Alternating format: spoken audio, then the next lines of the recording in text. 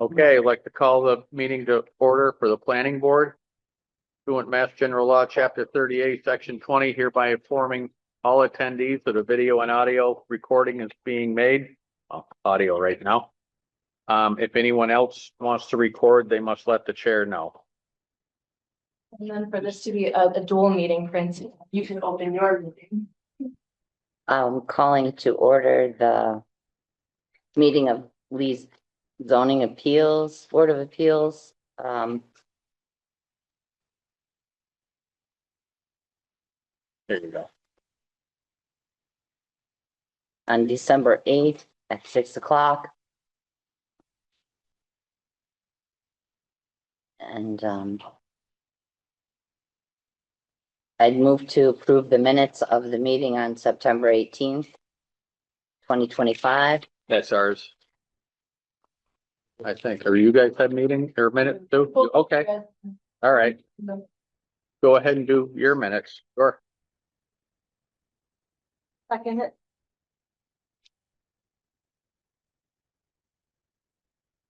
We'll call it a vote. Okay, let's have call for a vote. All in favor, say aye. Aye. Aye. That it for you? That's it for us. Okay, planning board, we have minutes, November 10th and 24th. Chairman, I move approval of the minutes of November 10th, November 24th without amendment. Second. Second, here, any further discussion? Hearing none, all in favor, aye. Aye. Thank you. Public comment, do we have, November 24th. did you just do 10th or did you do both? You did both, that's what I thought. Okay. No public comment, I don't see Kathy there, so. I'd like to now open up a special permit hearing, non-conforming use on 15 Via Maria. He's not here, but we've had all the information on that. The question, remember, the question was, are the stairs a non-conforming use? And it was determined by the building official that they were within the setback. So we need to approve the site plan and issue the special permit. Want to do that? Okay. We have a final plan on that? I, You did have a formal plan. yeah, Mr. Chairman, this is, I think, the third time I've been present for this Yes. discussion and the fourth time that the board has taken it up. The first time we had a plan of a deck that didn't show lot lines. Correct. We sent the applicant back and asked him to do a survey, and he did complete a survey, and it turned out that the deck would, if constructed, the deck would encroach inside the allowed limit, the restricted area on the side lot lines. And we considered the possibility that perhaps section 6.1 of our bylaw would allow for granting a special permit on the basis that it's a non-conforming structure. True. And so we have, I think, all that we need to grant this. I think we may need to make findings because it is a special permit. And I don't have on the top of my mind whether it's C1, 2, 3, 4, 5, or 6 that we're going to be doing this under. Can we just take a minute to review that? Yep. Getting it now. We did have a survey. We actually have a plan that shows where the deck is on the survey. We have a plan that you're holding in your hand. Which is a survey of the property. Yeah. And it, the deck was going to be intruding on and set aside for the side yard. Right. But I don't recall how much. I remember like 2 or 3 feet. There's a survey, but it's not really shows where the deck is. Well, didn't we start off, they brought a hand drawn, Yeah. and then we asked them to have it clearly, the house, the steps, everything on a registered plan of, It's this one here. yeah. Yeah, So I mean, we're there's this. So where's the new deck? off of here. Right there. Yeah, No, that's the existing, that's existing. that's the existing patio or whatever it is. All right, so do we need to have them back and tell us where the deck's gonna go to? Where we do this, or, I think that, I'm not asking for that, but I think other board members are, so. But We first, should postpone it. yeah, well, where this is gotta go to the building department. The building department had this plan. his, I thought that plan had his deck on there. It doesn't. Okay, but when Matt was in last week, Yeah. He has the steps in there that we were discussing, Mhm. but he doesn't have the proposed new deck. So the question was the existing steps that encroach into the setback. Yep. Does that establish the pre-existing nonconformity on that side of the property? And Matt is saying, yes, it does. So we can now rule on whether a special permit can be granted But he hasn't given us what he's gonna construct. That's dimensionally. the problem. So. Tabling this till next time. So, Mr. Chairman, I move then that this matter be continued until. Yep. next meeting. Unfortunately, I thought we could knock it out, but.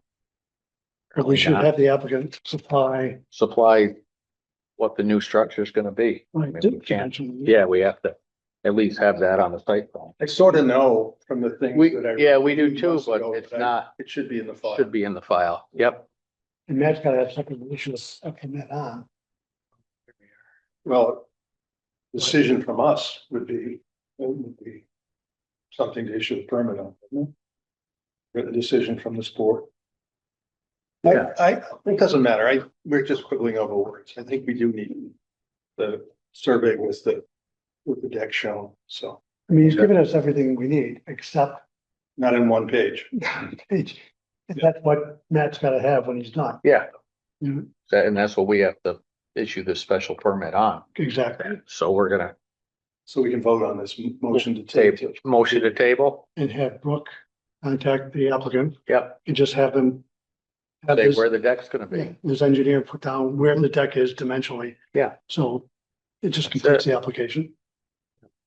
So I should And that- make this complicated, but. It's just not there. It's just. I thought he had it on there. My recollection, sorry. All right. Close that special hearing. You wanna Go. vote on the? Go vote on continuing. Yeah. Aye. All in favor? Aye. We're gonna jump order here a little bit. Mohammed. Yeah. You're gonna talk to us about I think a lot of people heard it. Is this same as what the selectmen heard? Yeah, kind of briefly, you know what I mean? Okay, This is the next step, obviously. Yep. I just want to get everyone's take and feedback. Can we introduce the boards? yeah, let's go through. We have ZBA and planning board here tonight. So everybody, Why don't we go around, introduce everyone? Peter Blum. Planning board. Conrad Decker, planning board. Buck Donovan, planning board. Dave Horace, planning board. Tim Sticks, ZBA. Francine Larson, DBA. I know pretty much everybody here. Yeah, you do. All right, and everyone, this is Mohammed Zabian. So did you guys get the drawings that did you guys get a set up plan? All right, so. No. I'm gonna give you some preliminary stuff here. You guys. I'll pass them around. Just some ideas that we've been kind of just mulling over. Around.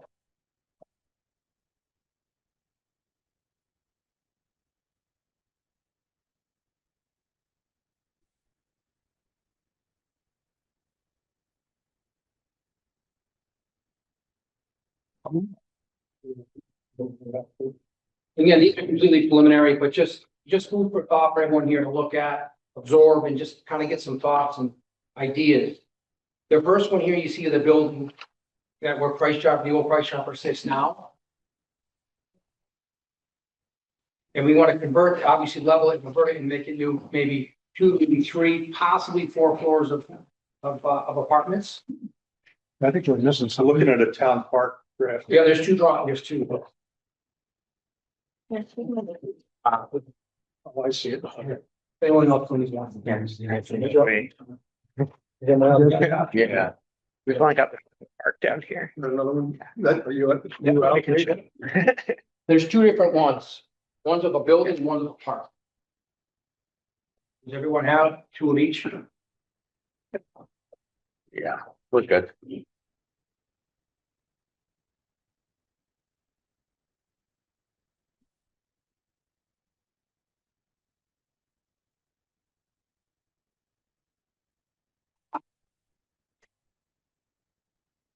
Just give me some time to absorb it all a little bit. Yeah. So first one, basically, like I say, is where the old Price Chopper stands now. We tear that down and then we put up housing, obviously. Again, 2, maybe 3, maybe 4 floors, depending on what kind of, financing and dollars we're talking. We don't know what the state can and can't give us. So we'll get into that. I've been talking to Allegroni Construction. They're good people. I know them very well. You can see obviously the parking here for, we'll do the first level underground will be for parking. And then you can see the outside parking. So there'll be inside parking and outside parking for the flood zone. And then there'll be parking, obviously, if you see where my building is, that parking right there will stay for us. Which we've been using for 50 years. We own a third of that parking now. The other 70%, 75% is with the new purchase of the property. So then we'll own the whole 100%. Mohammed, is that, just the front part up to the first set of big trees, or is it all the way back to the main lot? Don't mind, show me what you need. When you're gonna reserve which part, just this part or? Right to here, right to the tree line. Oh, Which is right now where you come down and then you pull your turn and come back. oh, so it's not gonna be through the way it is now. Correct. It's gonna be a separate parking lot entrance only from Main Street. Correct. And sorry, you said the parking's on the ground floor. Yeah, exactly. Okay, Because not under, because. that's in a flood zone, right? You So, can't dig that out. I mean, listen, we'd like to have another floor of living, ground level, but I think it's a risk, you know what I mean? And I don't know if the floodplain even allows that. If it even allows to build there residential wise, you know what I mean? So if it does or doesn't, I just think it's smarter that we do the first floor just with cars. So we avoid, God forbid, if there's ever a flood of any kind, which, Lee gets flooded, but not down this way, but down by the, across from the old Friendlies there, where Starbucks is, that's been flooded many times.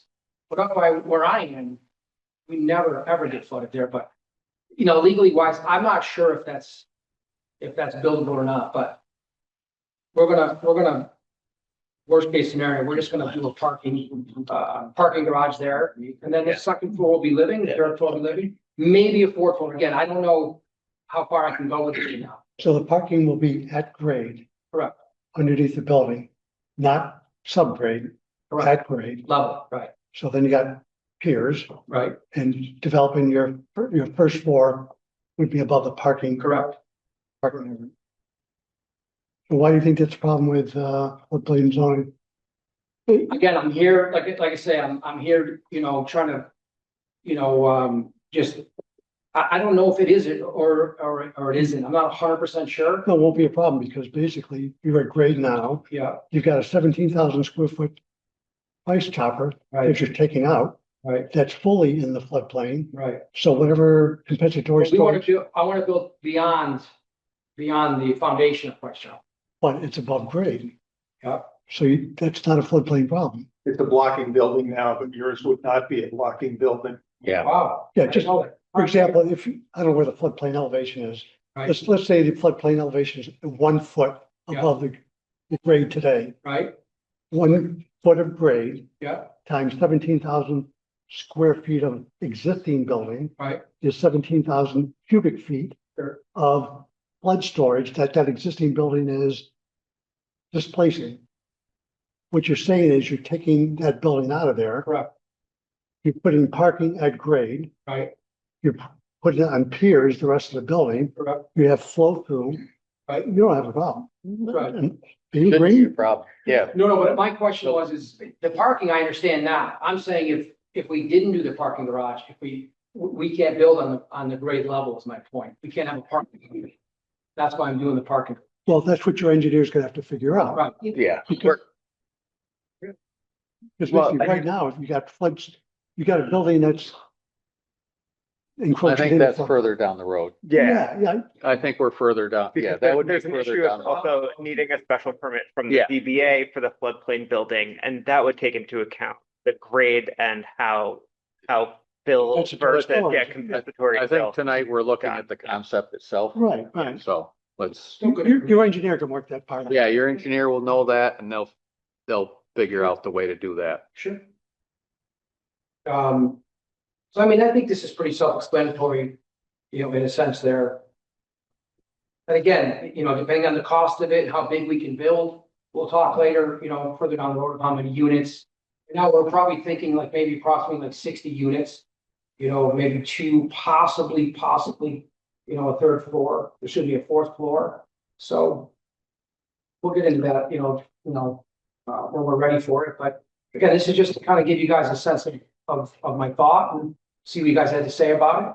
And then the second one is entertaining at the town, because Lee has a very serious problem with parking. I think we all know that. Every time there's, on Saturdays, there's a farmer's market, this Price Chopper parking lot's full. When there's a funeral, that parking lot is full. The big town celebrations we have, that parking lot is full. Now, if I wasn't doing this or somebody else was doing this, no matter who's doing it, if they build something, let's say, 50 units, 100 units, 200, whatever is allowed here, they're going to absorb all that parking. I mean, every single bit of it. So my fear is basically I lose my parking, obviously, which is, problem one, but also the town loses their parking. I don't know when these functions happen, where everyone's going to go after this, if something happens here. So I propose also too that the town wants to venture something with me possibly.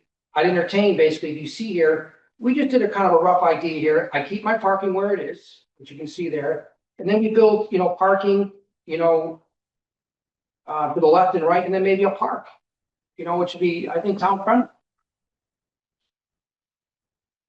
Your thoughts on that too as well?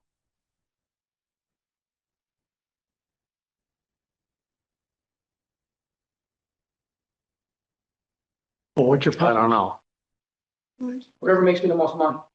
Well, that's gonna make you no money. Yes, I really A did. park doesn't make any money. Listen, it's this is obviously, I'm buying this for a couple of reasons. One, I've been fighting this for 6.5 years. I'm pretty sure everyone's aware of it. I did it because I was preserving my parking. My parking has been a very serious problem because the previous people, the company wanted to buy this, was gonna put a building between me and the Morgan House. That can't happen. My brother has his clothing store. I have my jewelry store. And then I also have 15 tenants in my property. Without proper parking, my brother doesn't get any customers. I will lose customers, and my tenants, where are they gonna go? You know what I mean? I'll lose half my tenants right off the bat. So that was pretty much the big fight with this. So I'm at the stage now where I'm able to buy the property, which is great for me. So to buy the property at the cost of what it is, I can't just sit there and leave it just as a parking lot. I have to do something with it to generate revenue. We have other properties, between Lee, Lennox, and Stockbridge, so we're landlords, we're familiar with this. So I do want to build on it. That would be plan one, to build on and do something special. Now, have you calculated the parking you would have underneath? How many would that be? I mean, 65, you're gonna need roughly, what's the calculation, 1.2? I thought it was two, maybe. No, it's not two, it's less than two. Well, between the underground right there and the first level, and then obviously the outside parking, we're gonna be at it. We're Yeah. gonna have plenty of parking between inside and. Right, so I know you were throwing the idea around about, municipal parking also, right? I was gonna do that with the park. But when we're building, if we decide to build something, right? If we, Yeah. we can figure out financially how to build something like to be profitable. Unfortunately, there's no way we can do that with the town as well, because of the amount of parking I'm going to need for this. You don't think so? Going on, that's why I'm asking underneath, you're gonna need. I believe it's 1, 2, so you're gonna, You got 21,000 square foot footprint is what your building Yeah. is, right? Can I ask a Plus more. yeah, go ahead, Chris. If the town, say that he did the apartment building with town still renting some spots, then doesn't that get into very complex legal between the town and renting space from him? I don't Considering we think- just demolished all that other area by the post office to be able to prevent having to have more cured costs. Well, that place, that's gonna be the emergency services someday, we hope.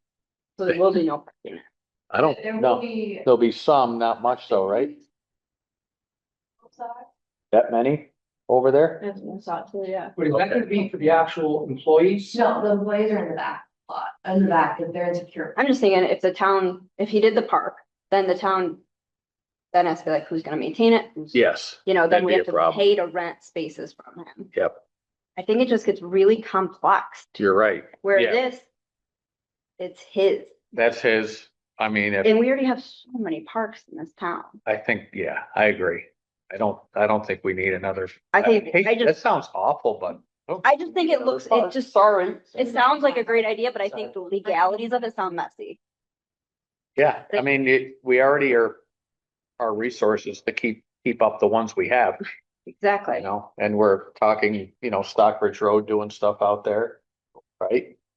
I think, personally, I think you're way better. Yeah, And I think that if you could put in a special permit with, working with your engineer to even build on the bottom floor of this unit instead of having parking there, if you have that put enough parking, then that would bring you more revenue. Right. I just think this looks very scary as a legality thing. And it's not a guarantee. well, who would ever. own it? And then they would get into who owns it. Who owns it? Who's gonna maintain it? What if something slips and falls? Like, there's so many. Peter? I have a couple of things to say, or a question really. This is gonna be commercial, market rate housing, right? This is not subsidized housing for poor people, right? Correct. So- I think Eagle Mill, and I could be wrong, I think that covers them there, right? Well, the two of them, between the Eagle Mill and the one across the street, there's gonna be a lot of subsidized housing. That covers that. But we don't have anything big pending right now for market rate housing, and I think there's a demand for that too. I don't have any expertise on it, but it seems to me that people who, work as policemen or teachers Right. probably won't qualify. At least a bunch of teachers don't qualify for subsidized housing.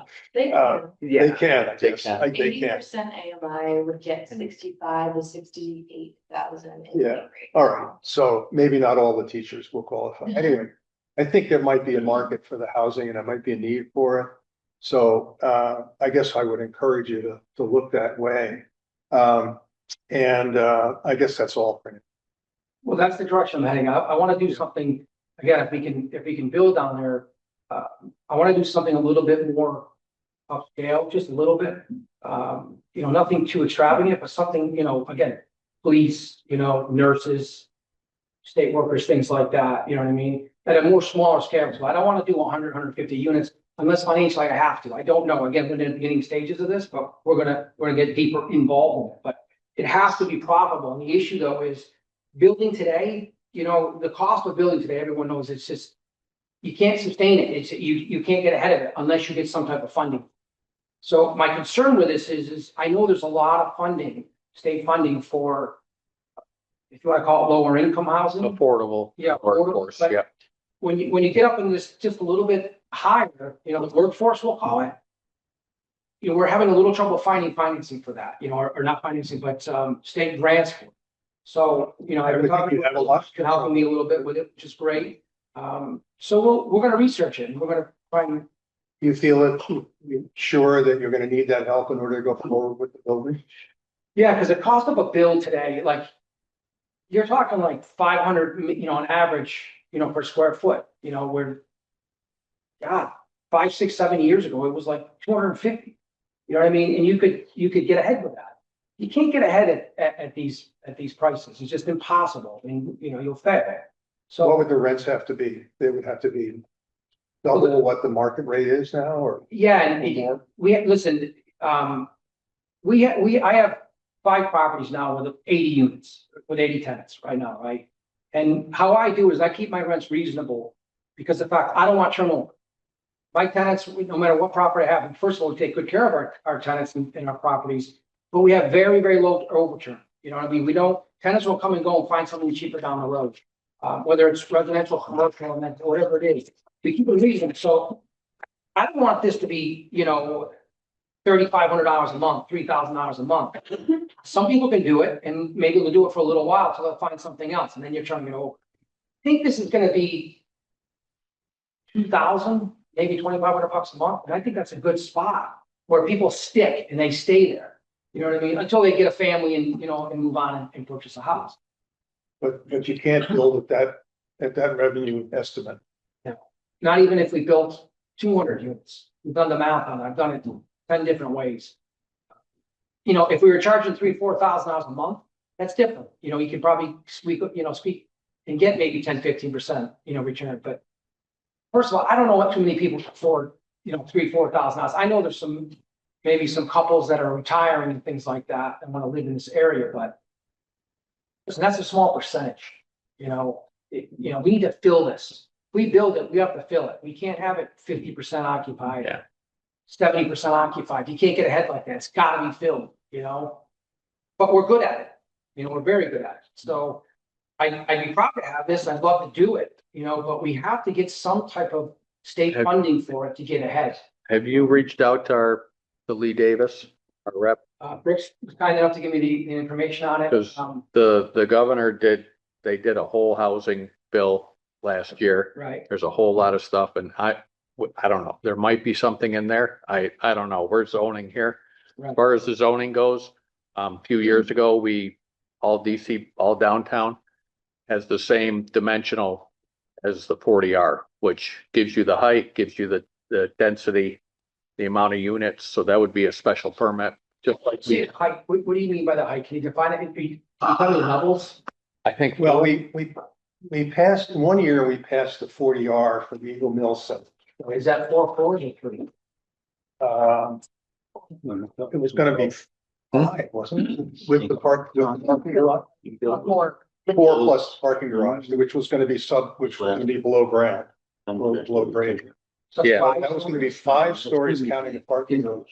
Now, is that limited to them? Now, let me just tell you the story. Okay, Okay, story is chapter 1. We pass a rule for the 40R at Eagle Mill, with a higher than anywhere else in town. A year or two later, this outfit that you've been litigating with comes up from Great Barrington and says, we'd like to have the same rules apply on the south side of, or on the west side of Main Street that apply to the Eagle Mill.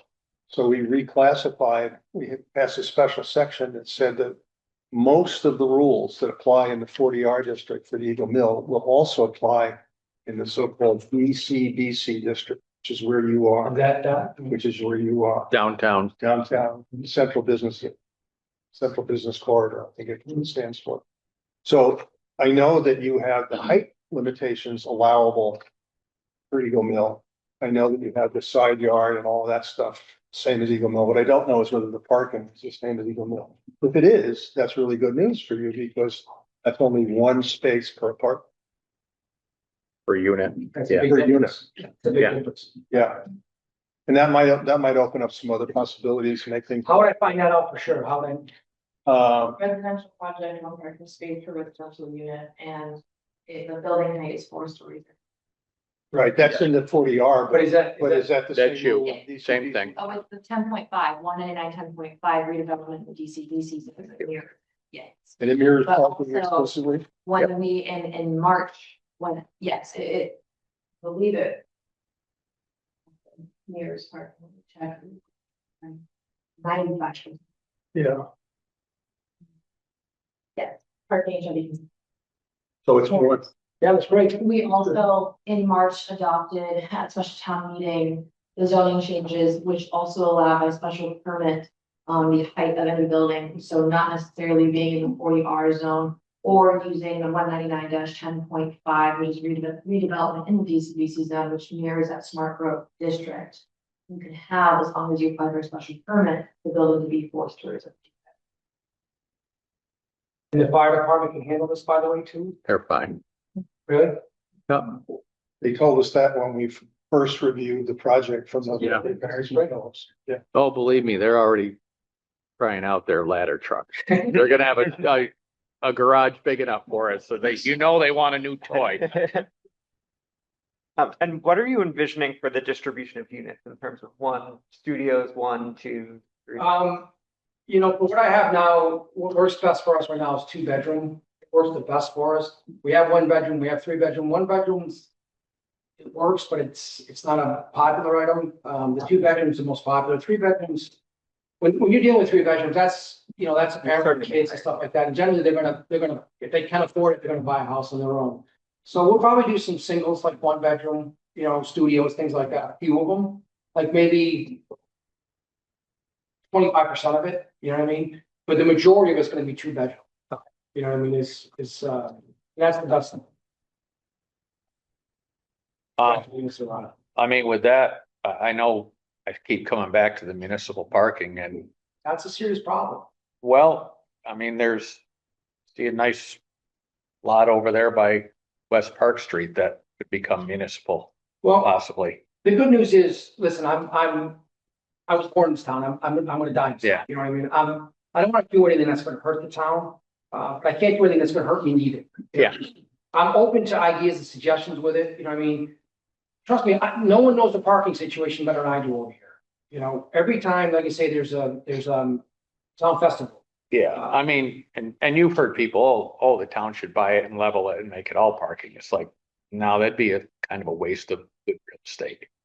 But listen, I'm And- not, And also, any town that has a lot of parking is usually a dead town. We're nowhere near a dead town. no. we're You know, not. look at you go to any Great Barrington, Northampton, you go out to the Cape. We all know what it's like you go on vacation, Lake George, trying to find parking there. It's always difficult. Yeah, but it is difficult, but those are bigger, if you want to call them cities or towns. They do have more parking because they're bigger than the town of Lee. But I just, listen, I don't want anyone coming back to me later after, we get ahead with this and do this, like, the Xaviers took up all the parking. It's not good publicity for us. You know what I mean? I'm worried about that aspect of it. I really am. I'm telling you, I don't disagree with what you're saying. I just need you to really take a minute and just really pay attention when, every time we have a funeral, I'm there every day. Every time there's a Saturday, just Saturday alone on the farmer's market. And when there's a town fair, people, you can't park here. It's a problem, you know what I mean? Maybe over here where you're building that, the town buildings there, that 40 or 50 spots, you can strictly reserve that or even do more. Because I'm telling you, whether this happens or not, whatever happens here, I'm telling you, parking is a serious problem in downtown. You can't take it lightly, I promise you. Whether we build 1 story, 2 story, 10 stories, whatever it is, Well, we have to take care of our Four. parking first. that's it. Four, come on, I just don't, saying. they're listening. Be careful with what you say. It's too early to say what we're doing, but we're in the preliminary stages of it. Yeah. But again, we want to talk with the town. We want to know. So the lot by your building, Yeah, will that become restricted? yeah. We need it for ourselves. That's what I fought. I know, but yeah, that would, You have to understand something. The lot isn't just for, Zabin's clothing store. oh yeah, I know, It's not just for Zabin's stores. So it would be, yeah, I understand that. 15 tenants in there, who have Gotcha. clients and customers of their own. That parking is key to our success. So that would be for Just for. your building only. Correct. Okay, We cut off that's what I'm through- asking. You see the tree line there? I Yep, put it? yep. So there'll be no cutting through and coming back and forth. We want it just for us and our tenants in our. I see, I understand. Yeah, Of course. You know what I mean? Yeah, If exactly. I was renting, I would want to be able to park my car. not- Exactly. 100%. You know, Yeah. The only- Especially if the only business in there. yeah. Yeah, Everyone Oh, yeah. that's 15 tenants has clients and customers of their own. That's what I'm Every- just asking. So this parking, I mean, it just gets us to where we need to be. I mean, literally maxes us out. There's gonna be nothing left over, you know what I mean, for us here, you know what I mean? Including like over by West Park Street.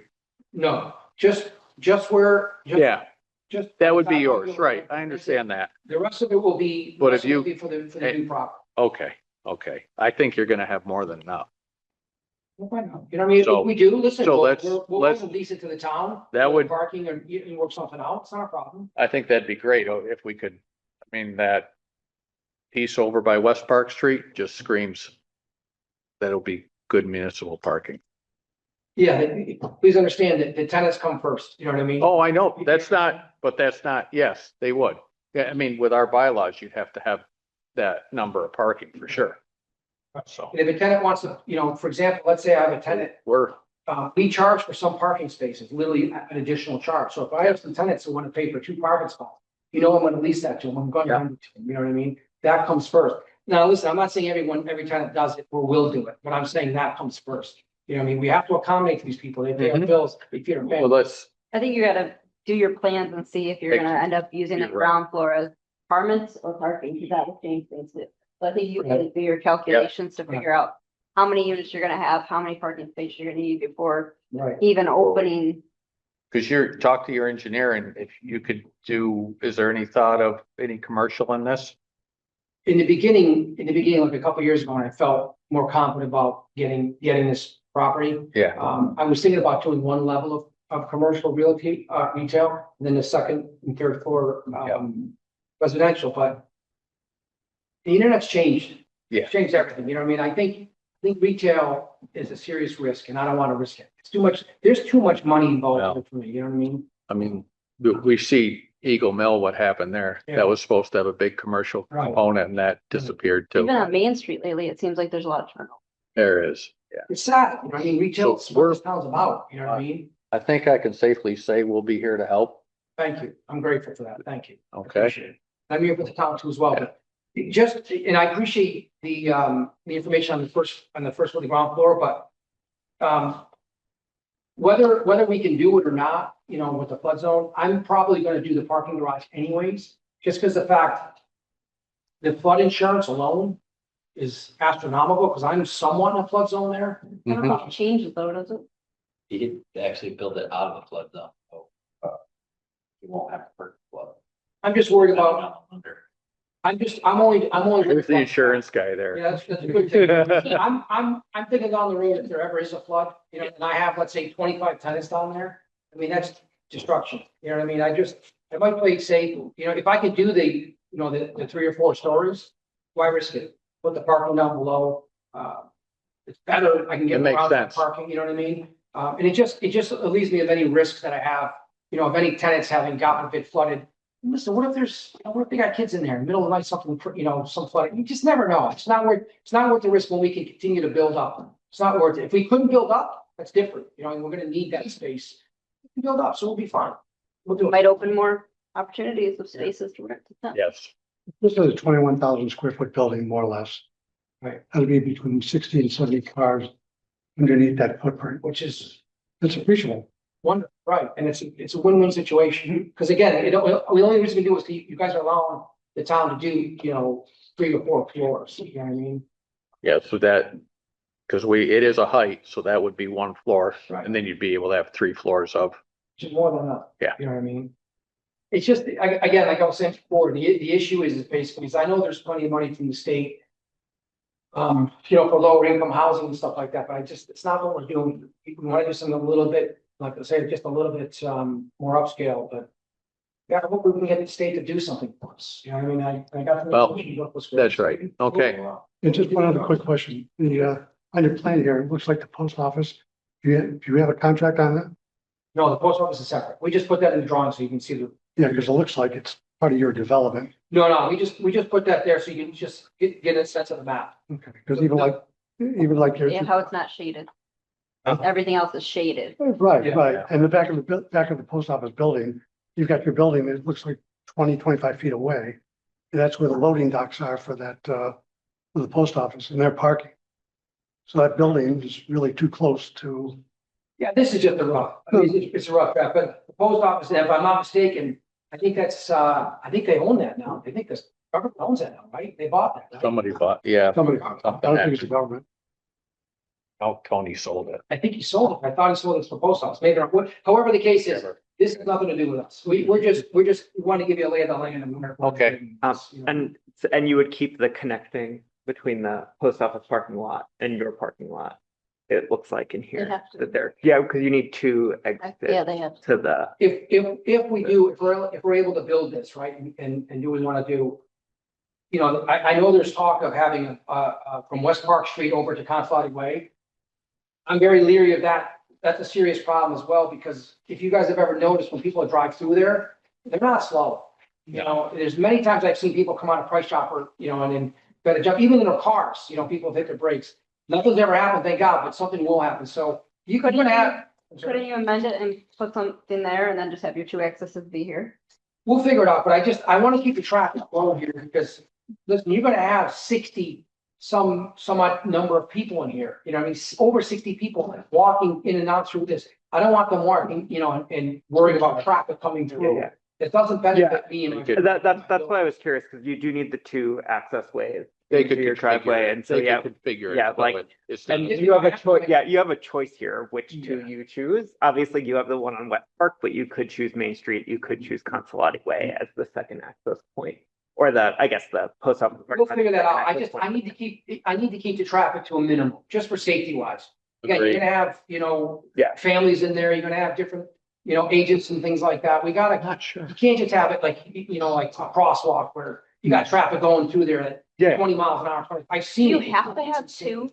I don't know. I thought you need to have two for fire truck or garbage. That's It'd why be I nice blocked if it you could off. have one access. That's why I blocked it off. I thought you had the two That access and points, 'cause access, or West, just have the West Canal Street had. Well, Well, here's for us two. and our customers. They are come down and you out cut of back. convenience Yeah, this is for us. We block it off for the here. townhouse. Here is for the apartment building. That's perfect. Come in. I don't know, they, This was supposed to be blocked off. It's supposed to be a row of trees. You've worked out with the chief of that.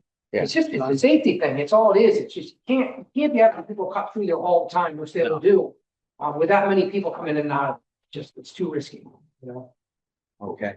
Thank you. Small details, we'll figure out when we get. That's right. There's a piece of, paper on the, that's for you, this means that. Oh, thank you very much. Thanks for everyone's time. Thank you. Merry Christmas. All right, moving on, we're, our zoning bylaw edits. So we have folks, Brooke, we have folks here from Canal Street project. Did we have a miscommunication, guys? What are we discussing tonight? The last time we were here talking about considering the change to the zoning to bring Yeah, the smart overlay district across the street. You had also raised some questions about seeing a summary of the differences in the building from when and the minor summarize those. And, Okay. Since then, we've met with the select board and they're in favor of the change of that zoning bylaw. So Yeah. it's a complicated path, but it is. still like to try to put it in motion. So we have some stuff to present to you if you're ready. If we could do it quick? We need to amend the special permit for this. So that was the, you see this, you'll realize the changes are. I'm not sure. Because you're technically not on our agenda. Well, So, we were on the agenda for and you last time, and you extended it to this time. okay. All right, Somebody missed it. You could change Yeah. it, right? So. let's just see it, yeah.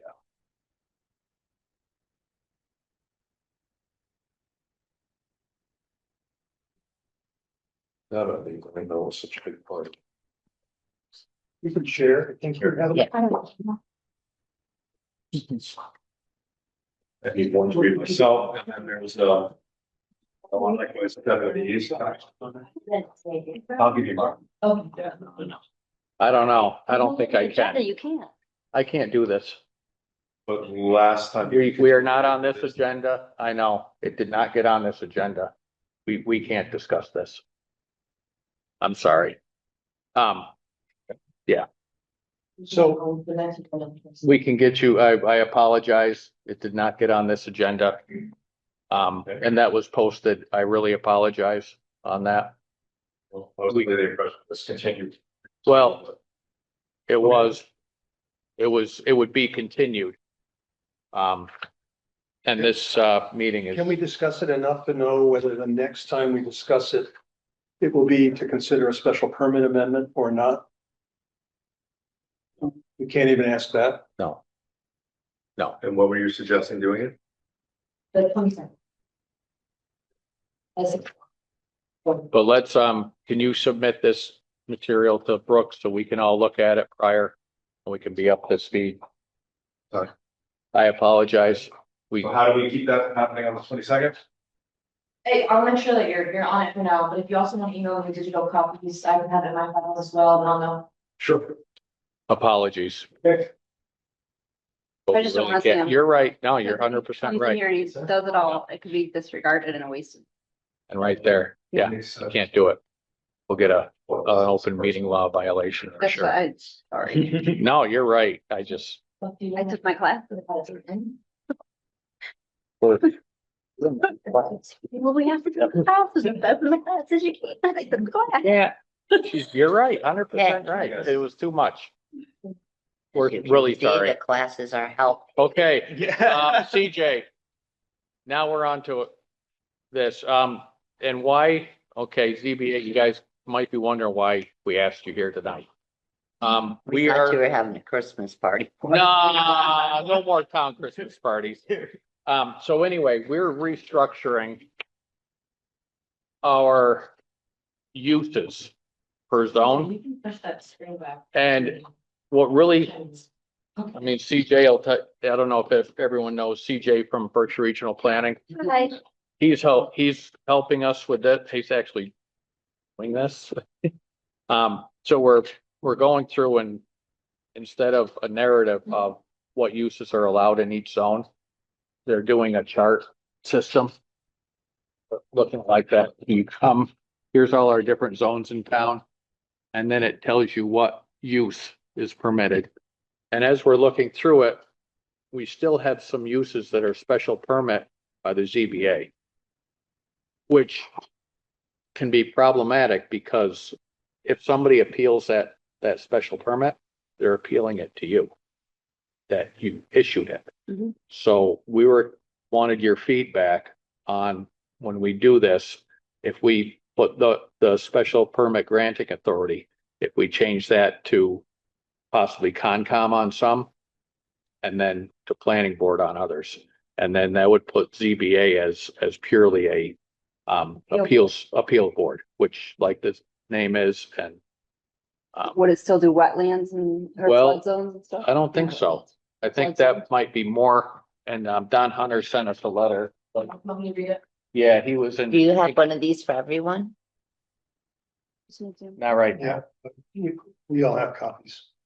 Well, I printed out 3 of those. Oh, John Hunter was able to make it tonight, but he wanted to go on record as supporting a change in zoning bylaws respecting the Board of Appeals approval of special permits in the floodplain districts. He has always thought this requirement was unnecessary as it's duplicative of Conservation Commission oversight as well as outside the board's expertise.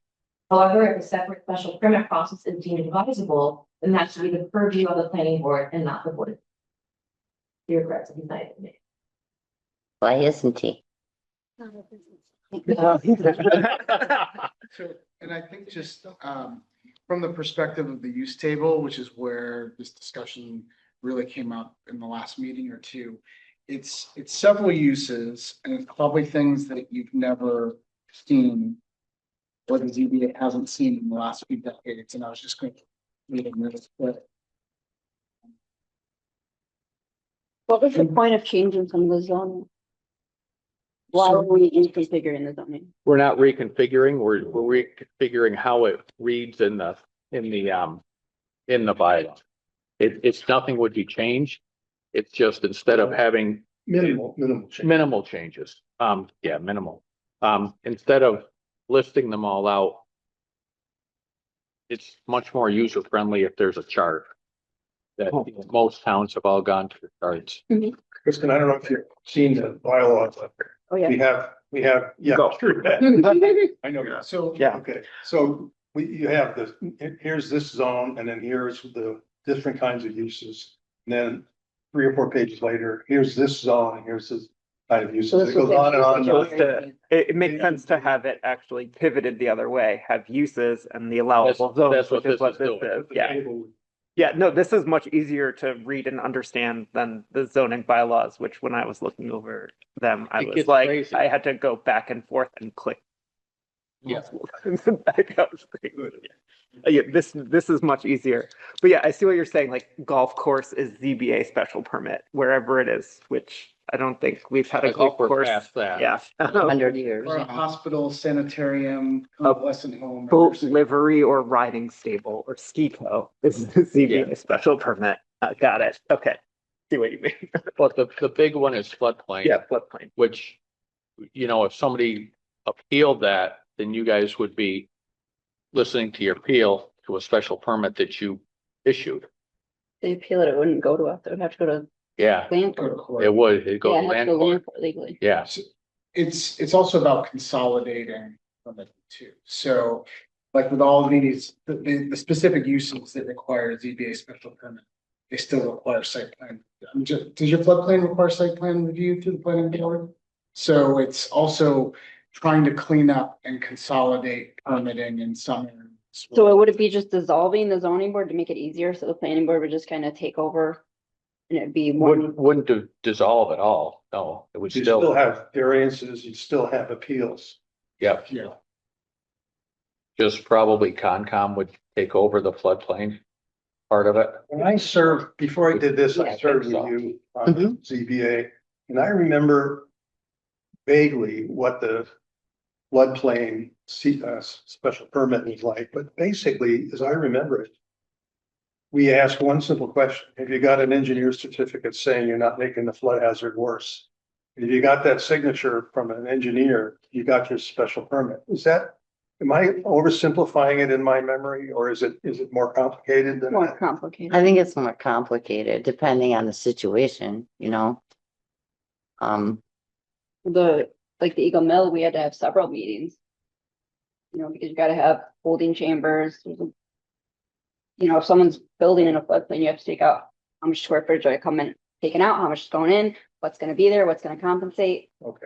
Compensatory story, So, all but that. you still needed the Yeah, and engineer's somebody can just come in and tell you Yeah, that, yeah. but you have to kind of prove to us the way it's gonna work. I mean, and there's no guarantee of anything, but But there's certainly overlapping jurisdiction with Concom in terms of like, we're getting the same reports that Concom is getting and just looking at almost a slight variation on the question. Well, I think More- it's more conservation about the- focus is more on On the conservation yeah, point aspect of it, right. not so much as the flooding and the floodplain aspects of it.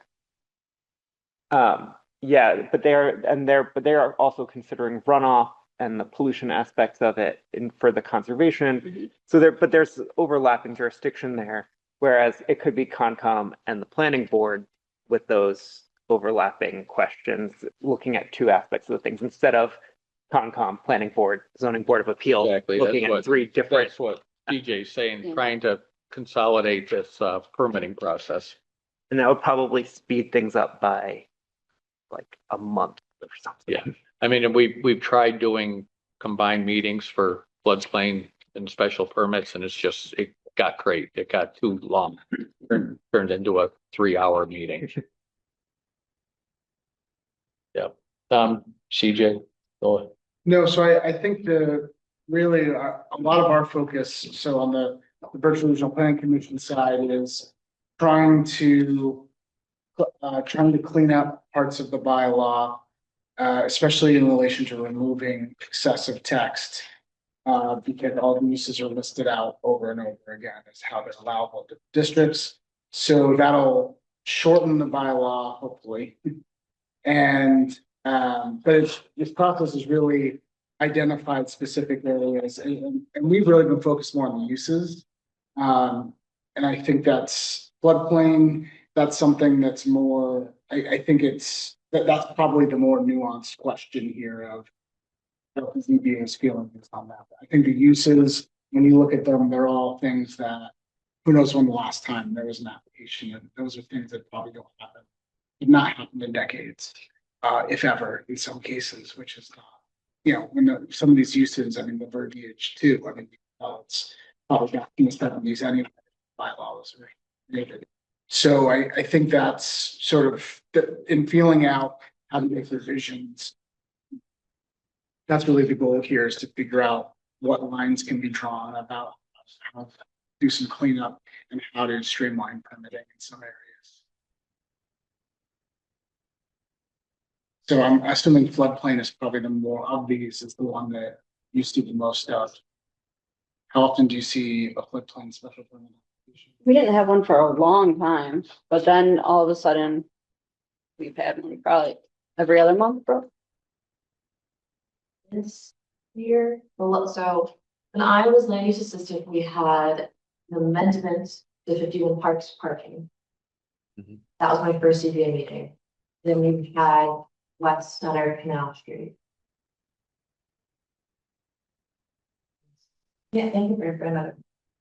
And Souls, Jim? Yep. That's it.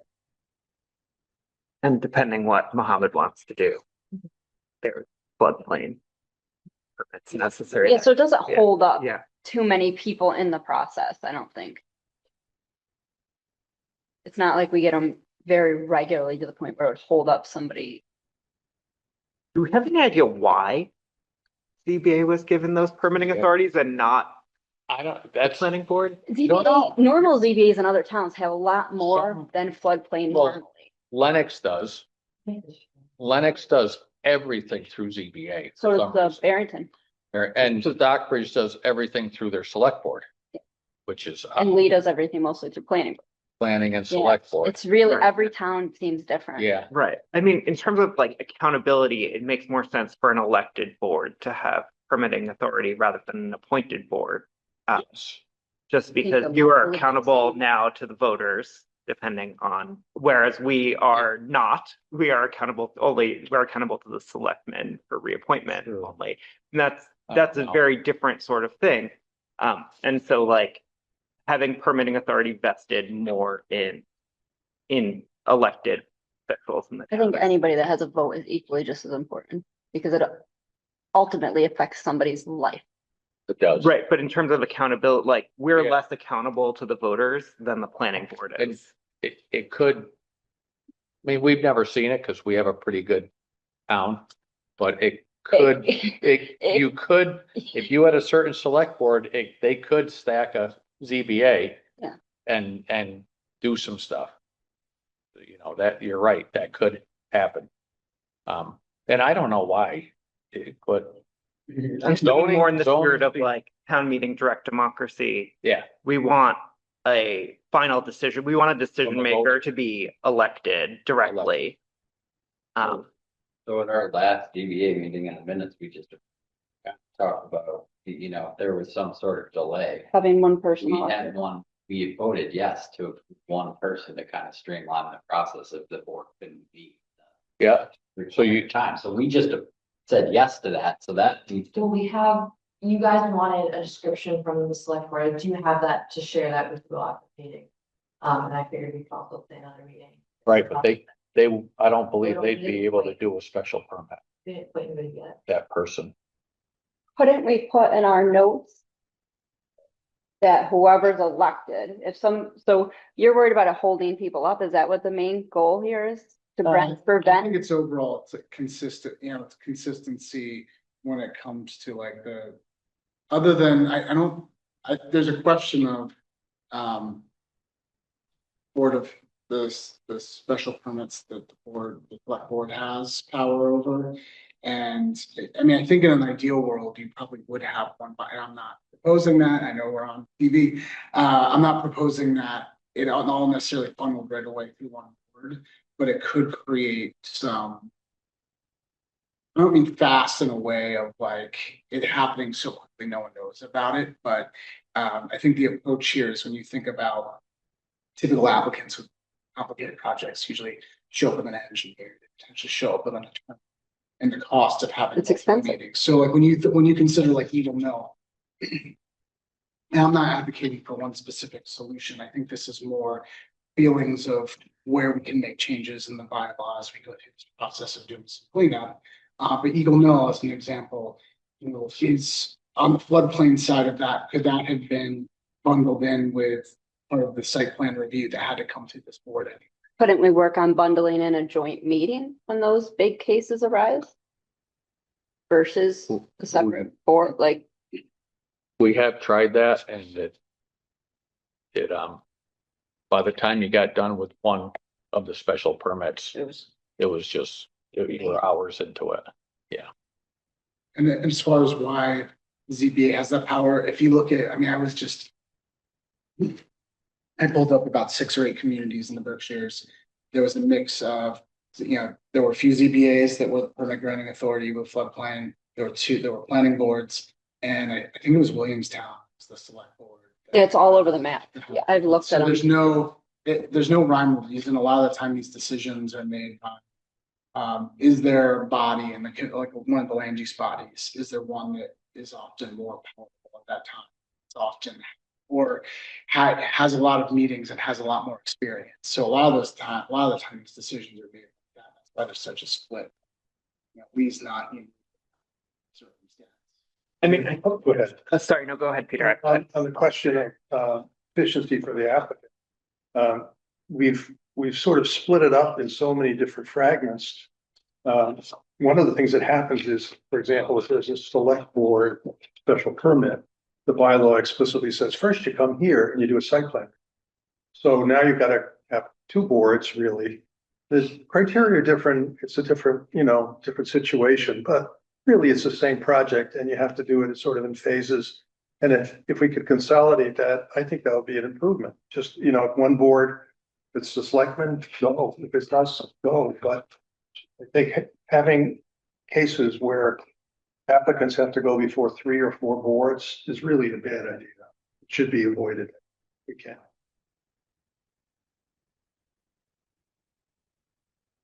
Yeah, to your point, I think in the floodplain review, one of the things that we have to is take their application and send it out to you guys Yes. and Concom and the select board and the health board and everyone and wait 30 days Yeah. before we're allowed to do anything with it to let you comment.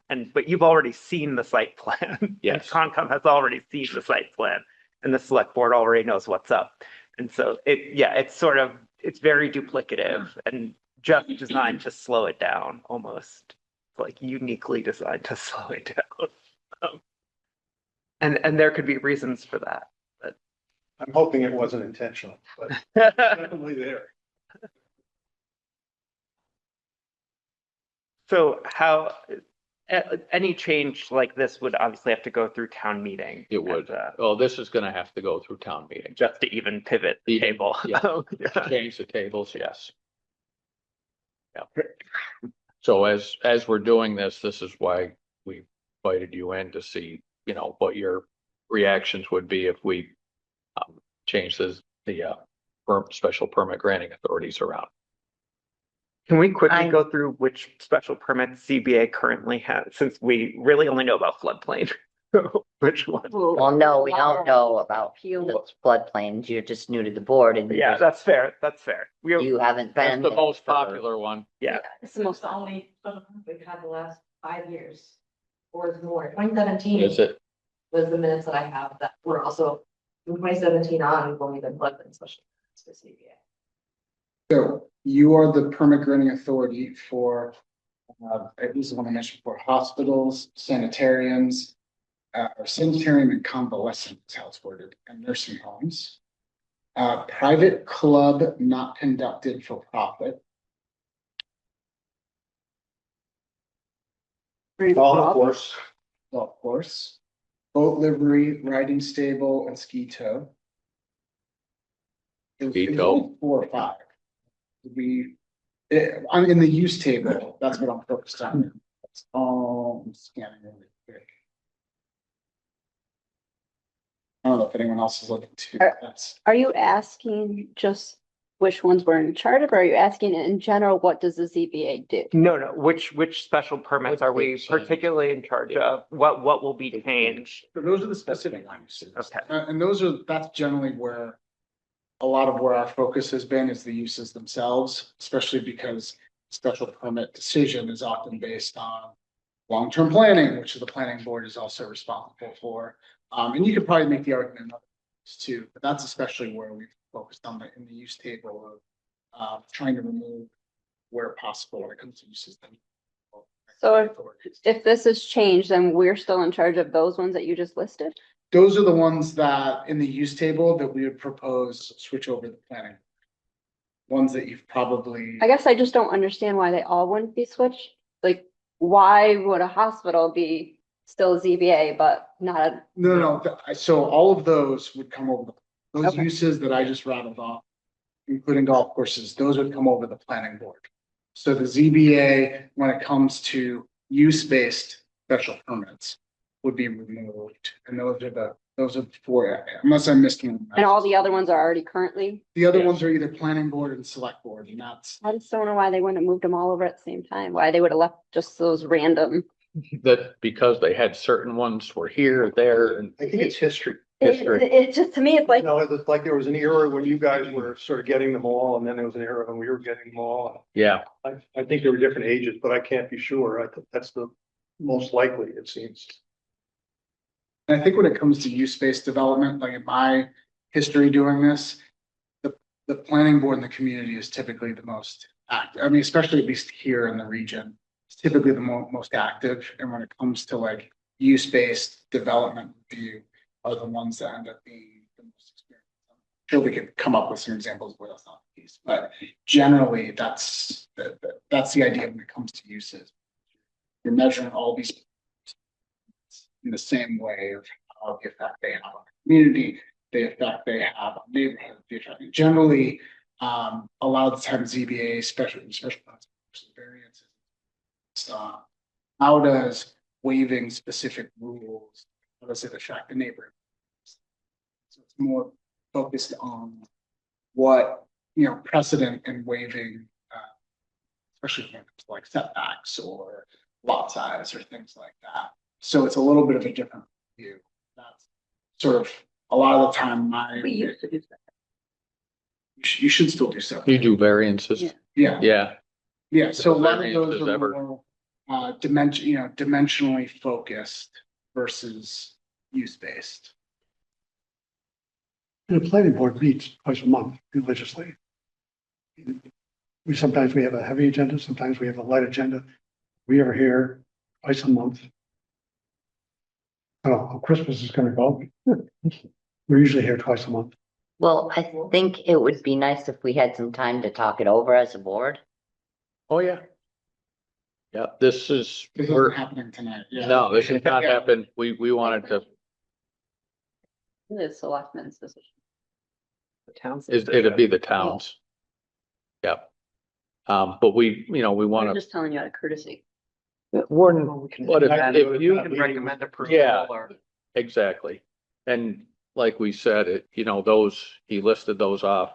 I think the one I'd like your input, floodplain, where do you think that should go? I mean, should it stay with ZBA? Should it go to Concom? Should it come to planning board? And I think if special permit's gonna be involved, it has to be one of the three, which is. I would kind of like to see it stay. Because we don't have that many hearings. We just finally got members and backup members. As Brooke knows. And so I would like to have some opportunities to get this board together, because I think it's gonna be a good board now. We've got Don Hunter. Mm-hmm. I think what they're saying is that the floodplain really has a lot to do with a special permit. The special permit, that is a special permit, so, So they're Yeah. saying that it should. They're saying it should. I think if it stays with us, there are probably other ways to streamline that process.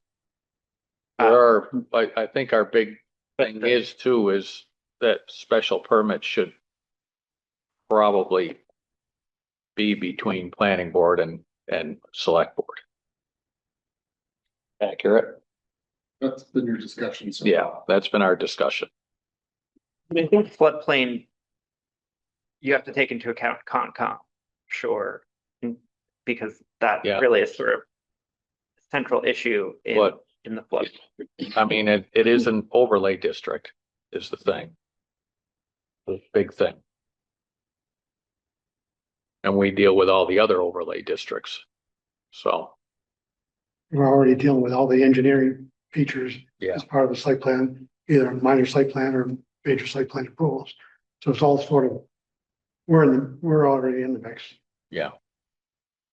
But we discuss it. Why don't you guys take it back to your full board and discuss it also? I mean, you see the different use sections. And then there's the special permit of floodplain. And that's an overlay district in our bylaw, in our zoning bylaws. So, you know, like the A-Rod district is also in there. The R40, that's there. So, okay, Okay, When do we need a consensus? Because we're in the middle of this yep. draft. What are you you look at thinking?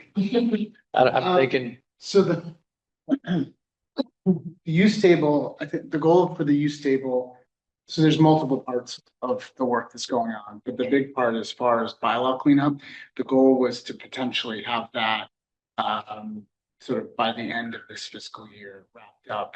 Okay, With so- the idea I think the idea was this wasn't going to go to regular town meeting, based on my notes, but no, So can we we, can get it to regular. If we I can was get it to hoping we regular could get it there. we don't have to vote on the floodplain part, if that's what you're concerned about, well, we could vote on the part that he needs to finish for his chart. The use table. Yeah, Use table, yep. Yeah, the floodplain happens outside the use table regardless. So Yeah. That's, so if that's what If you're we- more worried. I mean, if we have a meeting, we can vote to recommend the use cases be changed, and then we But- can. It's already the 8th, and if we're gonna have a meeting, it's gotta be an open meeting, I believe, right, Brooke? Yeah. So it has to be posted. I think if we have for Yeah. a while. had something by end of January. yeah, so, Yeah. Yeah. even if we're. Not Do you January, wanna, Yeah. No, not yet, no, town physical year. town fiscal Yeah, year, oh, yeah, sorry, town fiscal year, not calendar year. calendar year, no. I thought the calendar. No, we've got No. some time, I'm sorry. No, if we're trying to get this to, you know, possibly May town meeting. So that means we'd have to do a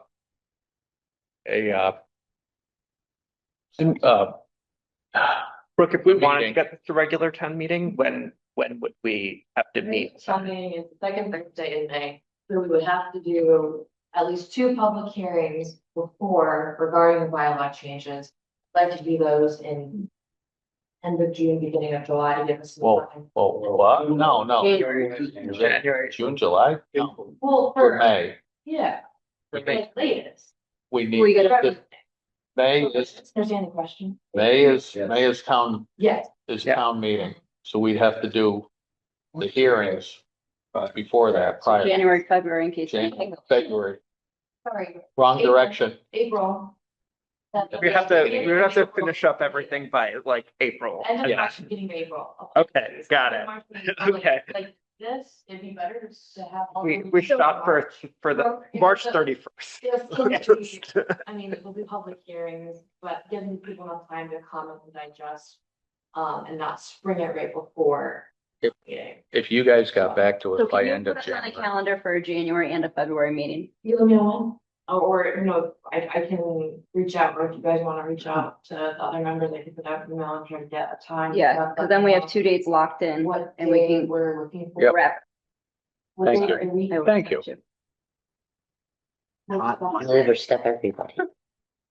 Well, you've got time. That's. Yeah, but you gotta remember, you got You have hiccups. more than a few weeks. No, you always think get Yeah. it done sooner, and then you have the cushion if you She need has it. OCD.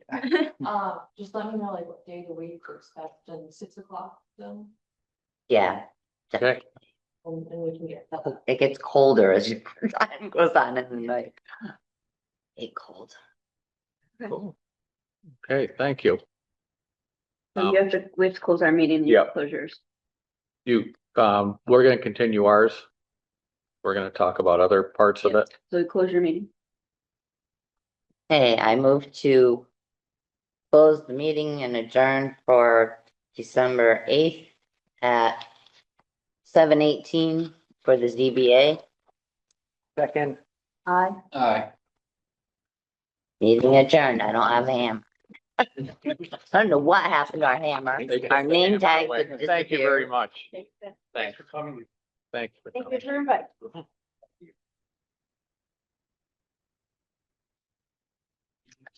I took it to my house. Oh, yeah. Thank you. I have. Yeah, hold on. Thank you.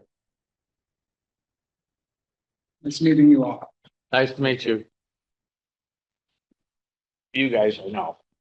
Have a good night. Oh, cool. You had something you wanted to give us. I'll talk to you guys tomorrow. Okay. Yeah.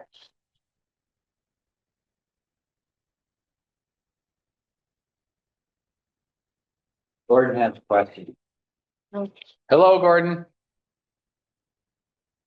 Hello, Mr. Chairman. I don't have any questions. All I was going to say is we missed you yesterday at the executive session that we had. And I wanted to wish you a happy birthday yesterday. That's it. Thank you. That's it. Bye. Thank you. That's it. Thanks a lot, Gordon. Yeah. We could sing happy birthday to you. No, I don't think so.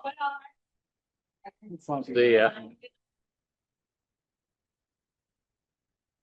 All right, so this did not, Mr. Chairman, just to be clear, that was not a select board executive session. That was a I understand your, private, fun meeting. That's all.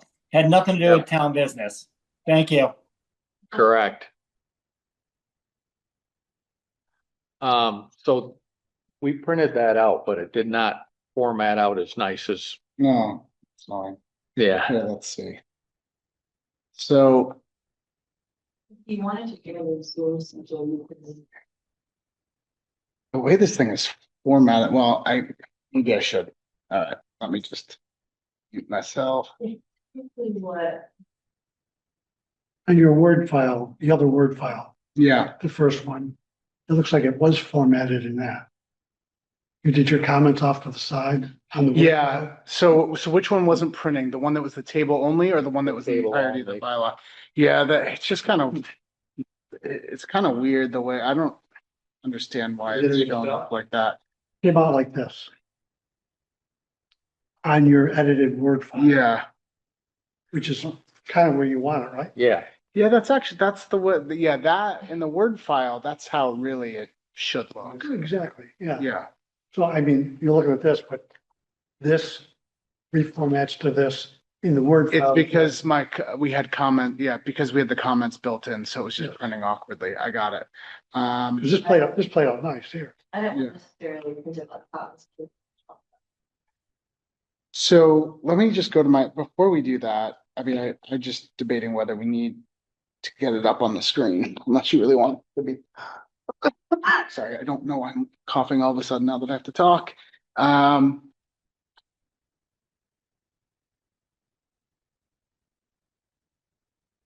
So I think before we look at the table, I mean, the question was really, and it wasn't clear to me after the last meeting.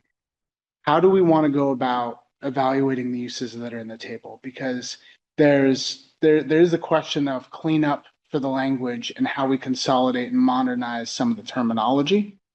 And then there's, I mean, obviously we're just talking about permit granting authority and how that's displayed. So is that something that we want to do as a whole board? And that was my question that I posed in the email.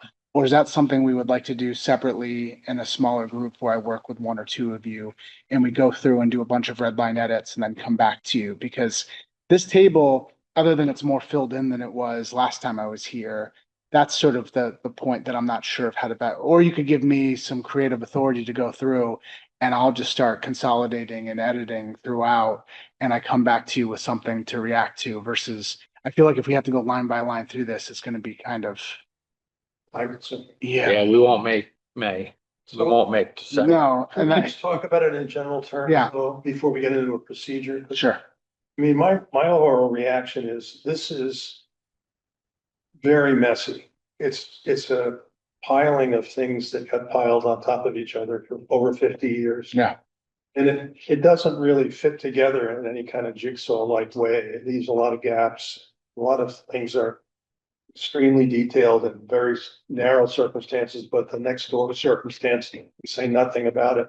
So it seems to me that it's gonna take a lot of work and time by somebody to simplify, consolidate, and shorten this table, and that would be my goal. I just wonder if the other board members agree that. You mean the terms of the uses mainly? I would like to see it down to 1 or 2 pages, if that can be done ideally. And it would, but that would require consolidating some similar uses. Well, And maybe simplifying some things that are quite detailed now.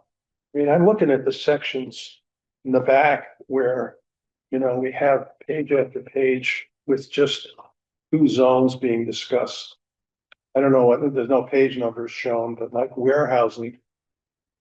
Well, warehousing is in 199-4.2, J3E and K2C. 2 zones get mentioned. I guess that means it's prohibited everywhere else. Is that what it means? And then light industry follows that, and light industry, the category is almost a page in itself. Apparel, millwork, household and office furniture. I just don't think we need that level of detail in the uses. I mean, if we do, we could put it in a definition, not in the table that goes in the definition section. Anyway, I don't know if what I hope to achieve can be achieved, but that would be my goal, and I'm willing to participate at whatever, subcommittee or committee level committee decides we're gonna do. well, look, when you, I know Gordon will have comment on this, but when you don't list out a use, is it automatically not allowed? depends on the interpretation of the Yeah. bylaw. In some cases, yes. So, Got in contact with a town council about this, a little bit about battery energy storage. Before they protected it, we don't have that, and town council did say, because I don't remember the right language, but the type of bylaw we have, how he interprets it, that it's not a bylaw, It's what? it's not permitted.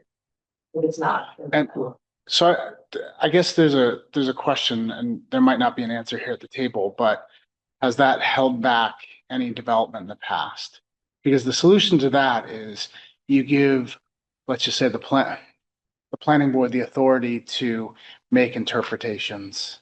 When it, not necessarily zoning, but there's a new type of, this has come up more recently in the last 10 to 15 years when it comes to what's a maker space and artisanal manufactured products.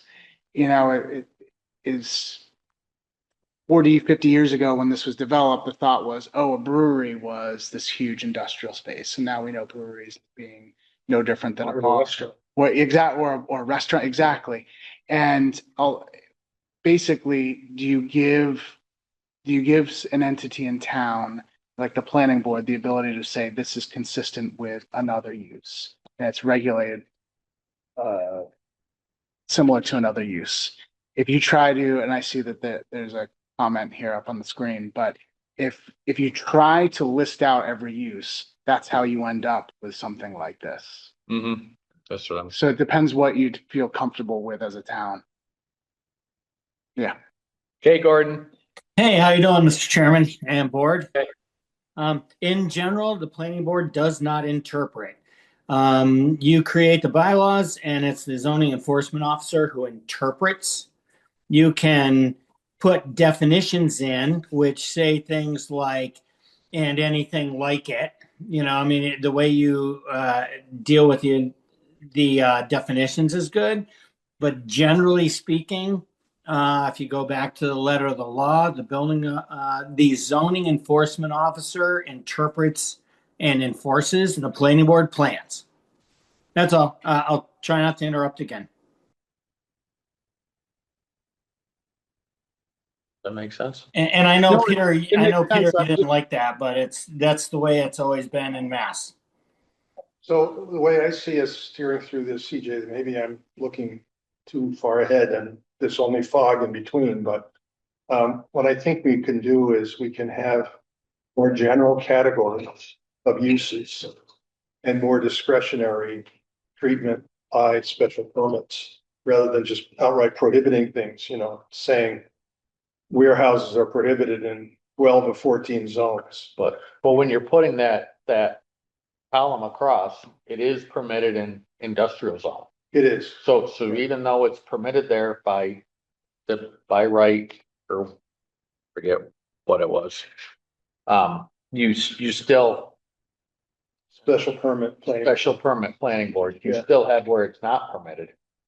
Yeah, I guess maybe warehousing Yeah. wasn't a good example because you don't really want warehouses in residential zones. But so where you were going originally, Peter, is what we were going to suggest, or at least if I'm hearing what you said. So here's, that light industry category, apparel and other textile and leather, millwork, plywood and structural members, household and office furniture, envelopes and stationery products. It goes on and on and on.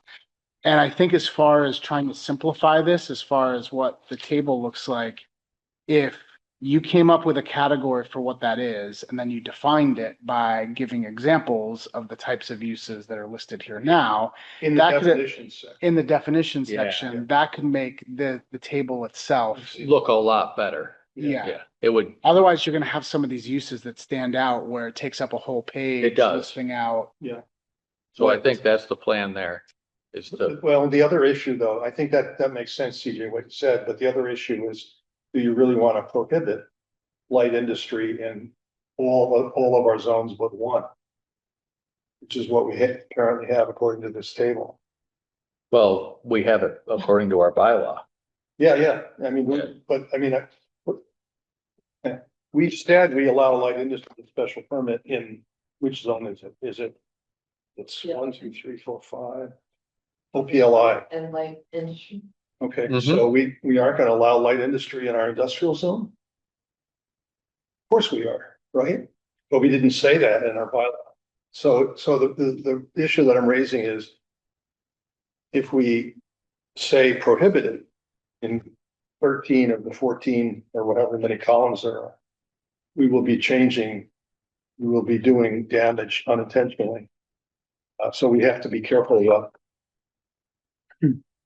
These were put in casually. Somebody was thinking about OPLI and what do we want in the OPLI? They weren't thinking about what the definition of light industry might do in other zones. And I think we need to think about that. So I think that's the question of what was this phase, like the phase one of what we were doing. And at the last meeting, we were talking about, well, if some of this spills into a phase two, that's something we could talk about later in the calendar year. And I think that's sort of a question of where do we want to draw that line of what we're going to try to deal with at your Springtown meeting and to get the initial cleanup done. And then what are we going to come back around to try to further? Some of these things I think you can take care of. I mean, if there's a reasonable, I think if there's a reasonable excuse to do it as part of the cleanup in phase one, and it's not something that you view as going to like tank all of this work as a whole, which I think we can avoid anyway if we maybe split it up into a few different warrant items anyway, as a way to protect against that. We could try to do that now, but I think that's one question is, do we want to try to deal with that as phase two? Okay.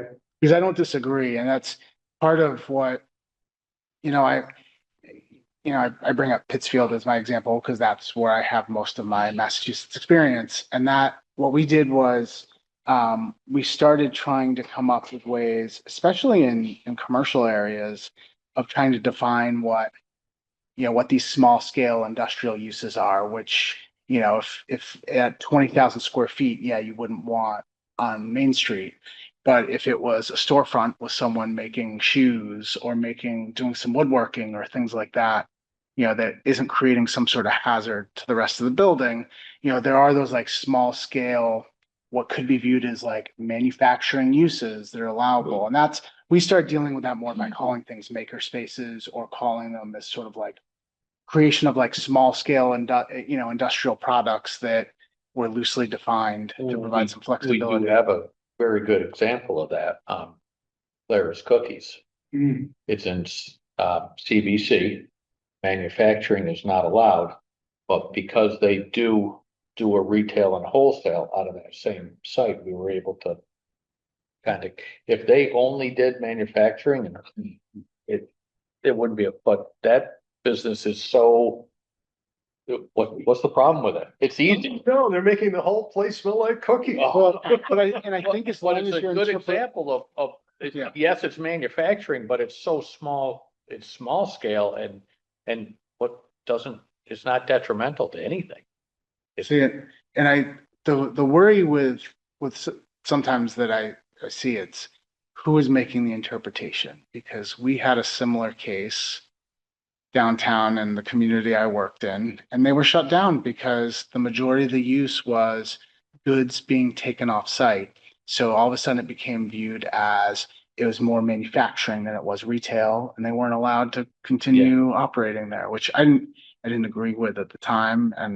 But I think it's one of those things. It wasn't defined properly, so that interpretation was allowed to be held. So yeah, instead of, like you say, to clean this up, Peter, instead of having all the different uses in the definition, put a Yeah, light industrial, and then light industrial in our definitions will have all this.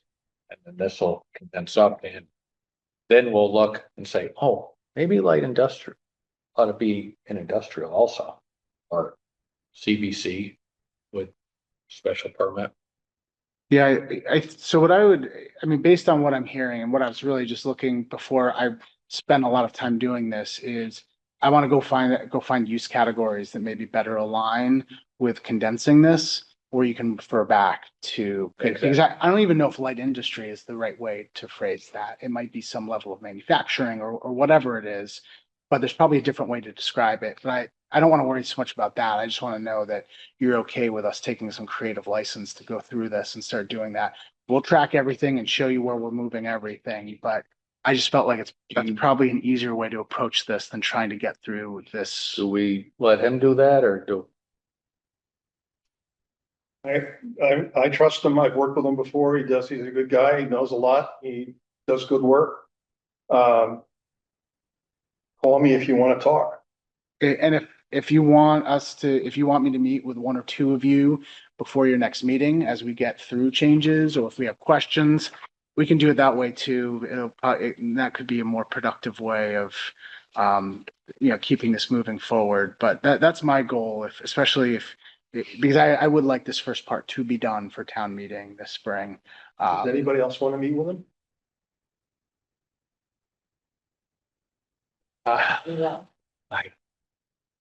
Come on, you can say no. I got a pretty full plate already, so If you're willing, yeah, that'd be great. Yeah. there you go. What? I can't hear I you. can also tag along too, if you guys. No, yeah, that would be my goal, is that Yeah. a small I small think group that'd of be us great. meet. Yeah, Okay, good. I'm not going to pretend I know what's best for the town. So like, you should be there too, Brooke. If you. He's all Pittsfield, remember that. I have to say, I was pretty surprised about the flood, when I started looking around for, related to floodplains. I was surprised how many ZBAs actually have that permit granting authority. So there's really not a whole lot of rhyme or reason for it. But, the gentleman brought up a interesting topic where they're an appointed board. That is, in Sue's, he's a new member. Tim? Yep. Okay. And, yeah, which is interesting aspect of that, or they're not elected. Which not elections anymore, not what they used to be. I mean, it's kind of like whoever stands up. But so you would need, I mean, you or the select board would need to be the permit granting authority. You can't see it over the conservation. No. Commission. I'll tell you what, so one of the things that worked well for the planning board I worked with for years that, I mean, met regularly, had a lot of experience reviewing development, but we always asked developers to go through the Conservation Commission first and get the permitting done there. Because generally the planning board trusted the Conservation Commission, and the issues the Conservation Commission were gonna have would be the same issues the planning board was gonna have. And that was sort of a way to kind of essentially streamline the permitting process so that the planning board wasn't making a decision based on what it thought was right. Had the Conservation Commission give approval that ran counter to the planning board, and then you had to come back to the planning board to make your decisions. And that was pretty effective. I mean, every community is different, but that was one way where a lot of trust was given to the Conservation Commission to really work on all the issues that you would have going through your part of the site plan and have that solidified first before coming to you. But that's, if you were to go that route, that might be something you could think about how to structure, structuring your permit so it ran in that order. And everyone has a different solution for this, so. Okay. Okay, so that was one of the things that I wanted to be clear on, so that's good. So the other thing that came up was, and it's actually kind of related to what we were talking about, was this discussion of mixed use. And especially when it came to the A-Rod.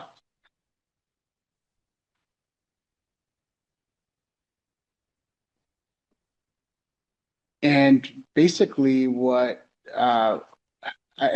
can go out and find other examples. I looked at a few, but this one of how they dealt with this in Great Barrington and the Housatonic Mills Revitalization Overlay District, that seemed like an effective way because it provides a very hefty, clear purpose of why that overlay was created, and then essentially allows some more flexibility with defining what's mixed use. And there's some language about compatible or consistent uses and that would be considered as part of the special permit process. So that's something that, might allow for a more easier tweak to the A-Rod to sort of encompass some of this discussion we've been having about mixed use. But I just wanted to bring that to your attention of. Want to put it in and see how it looks? Yeah.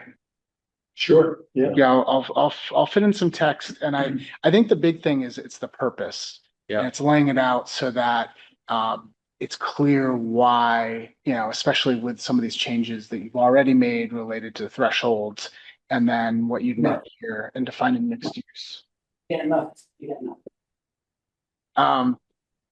Is that might be a good way of just encompassing that discussion you've had in a simple way that's easily digestible, because it's more about these lines of what the purpose of the district is. Yep.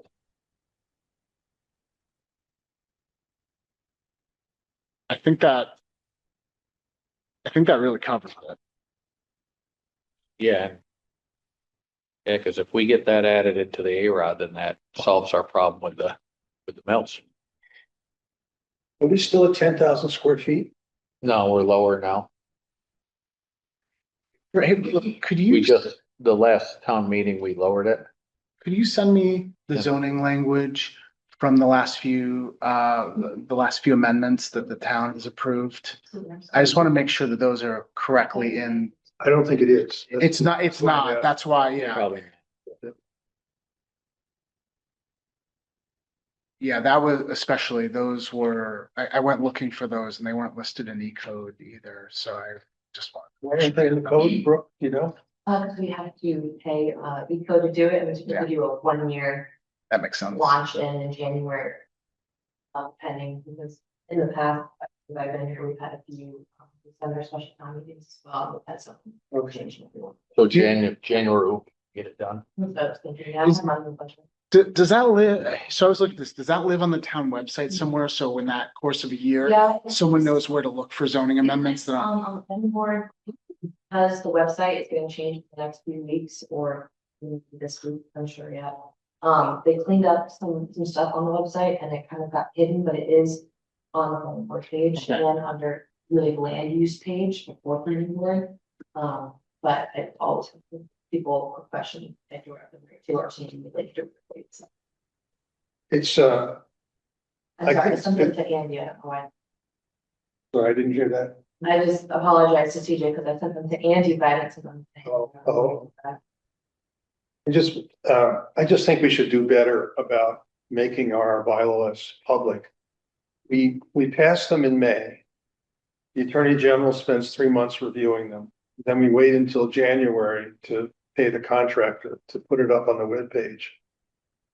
If you are somebody who isn't already expert in Lee bylaws, you're gonna miss that. You're not gonna see that.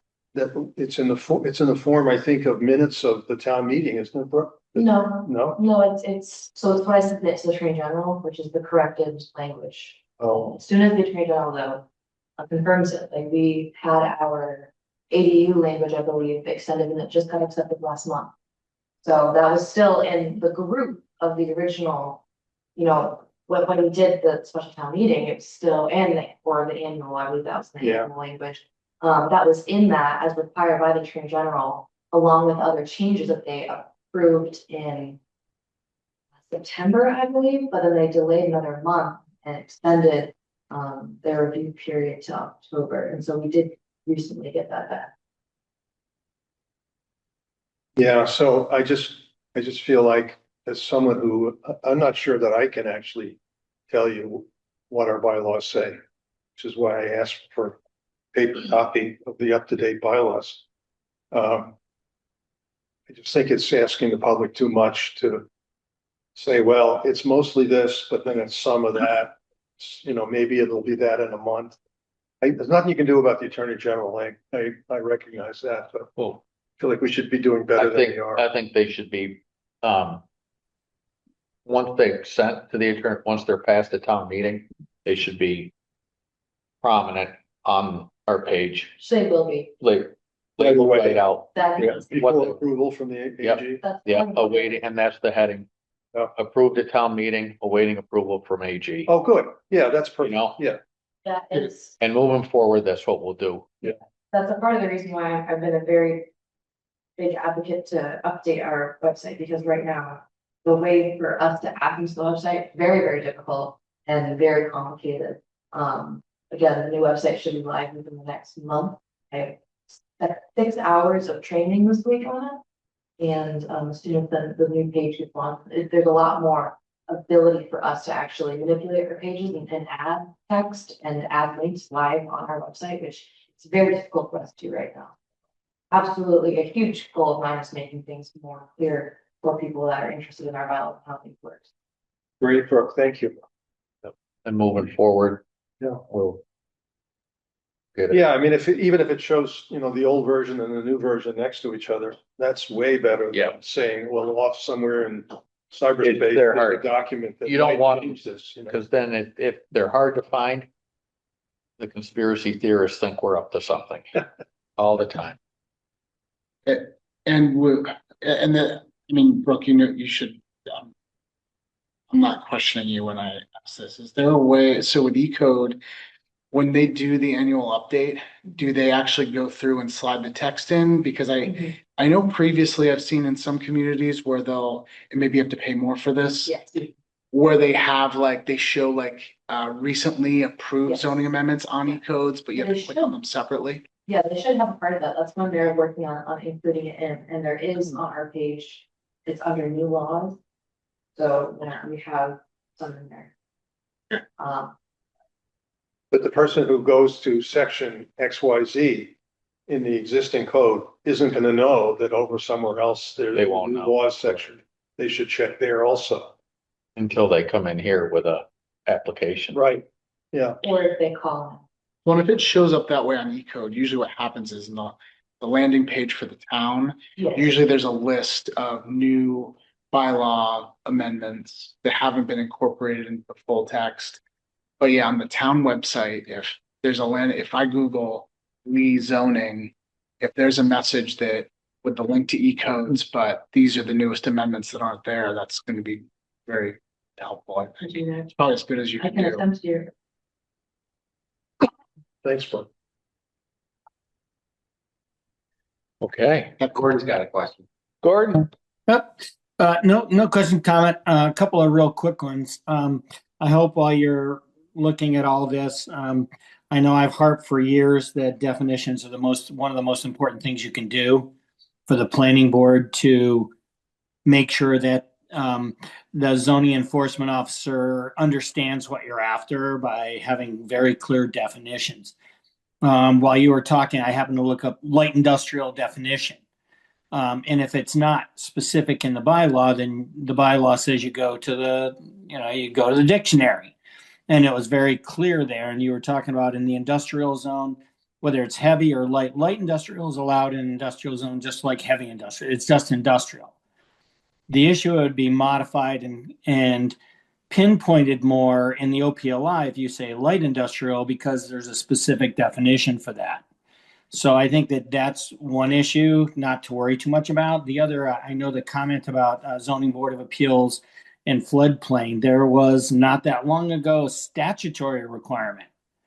It may have even been in 40A under the ZBA, authorization, was that they had to do the special permits for flood zones, for in the floodplain.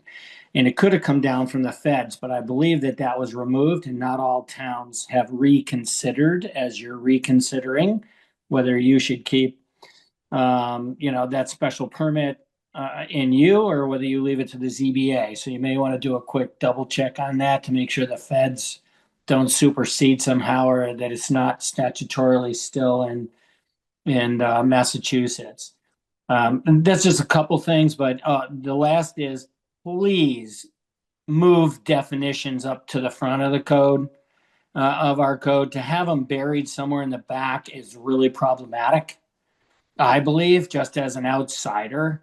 So when you're redoing 199, if you could please, it used to be like the second section in 199, and then somehow one of the planning boards kicked it way toward the back. But I think it would be a help to our citizens and designers and planners if you get those definitions right up front. Then when they go into uses by district, they'll understand, oh, what does light industrial mean? Well, it's in the front, you already read that, what it means. So those would be my only comments. I'm sorry. Thankfully for you, I didn't even check in here till about 7:20. So I don't have any other comments, but thank you for listening. I appreciate it. Good. That was good, Gordon. Thank you. What do you think? Is that pretty routine, have definitions up front? Oh, yeah. I've seen a lot of Yeah, that. that's not a problem at all.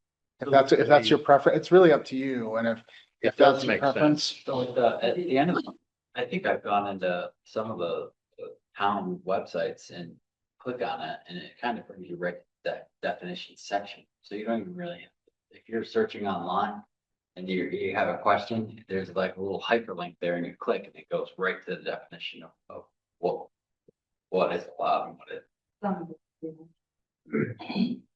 That's, Code 360 does a nice search for you too. When you're looking for something specific, you just put in what you want, it'll show you every section. and I know that is on our list. We've talked about moving all the consolidating all the I think definitions in one place. Anybody have an issue with that? I think we can do it in a sentence. I think we can just ask the town to approve moving Article 14 to become Article 2 or Article Mhm. 1 and renumber. Yeah. I don't think we have to print out pages and pages. No. Well, and I think our definitions are also going to be changing. Well, then we will have to provide some text. Yeah. And I think that'll be what, in the near term, what we'll do is we'll track the things that don't need to change versus the things that really do. And then Exactly. we can decide how to best proceed as it gets closer. To clean up the table, we're gonna have to have better definitions. CJ, how big is the table typically in other towns? Is it 2 pages? Is it 10 pages? No, it's big. It's big. Any community, I mean, you know, if we were to pull up Adams, North Adams, I mean, I know there's big Great Barrington, I mean, they have sizable use tables. And I think there's a way to condense it. I think realistically, if we were kept it very tight, you know, we could probably, I was counting the number of pages before, there's a lot as it stands right now.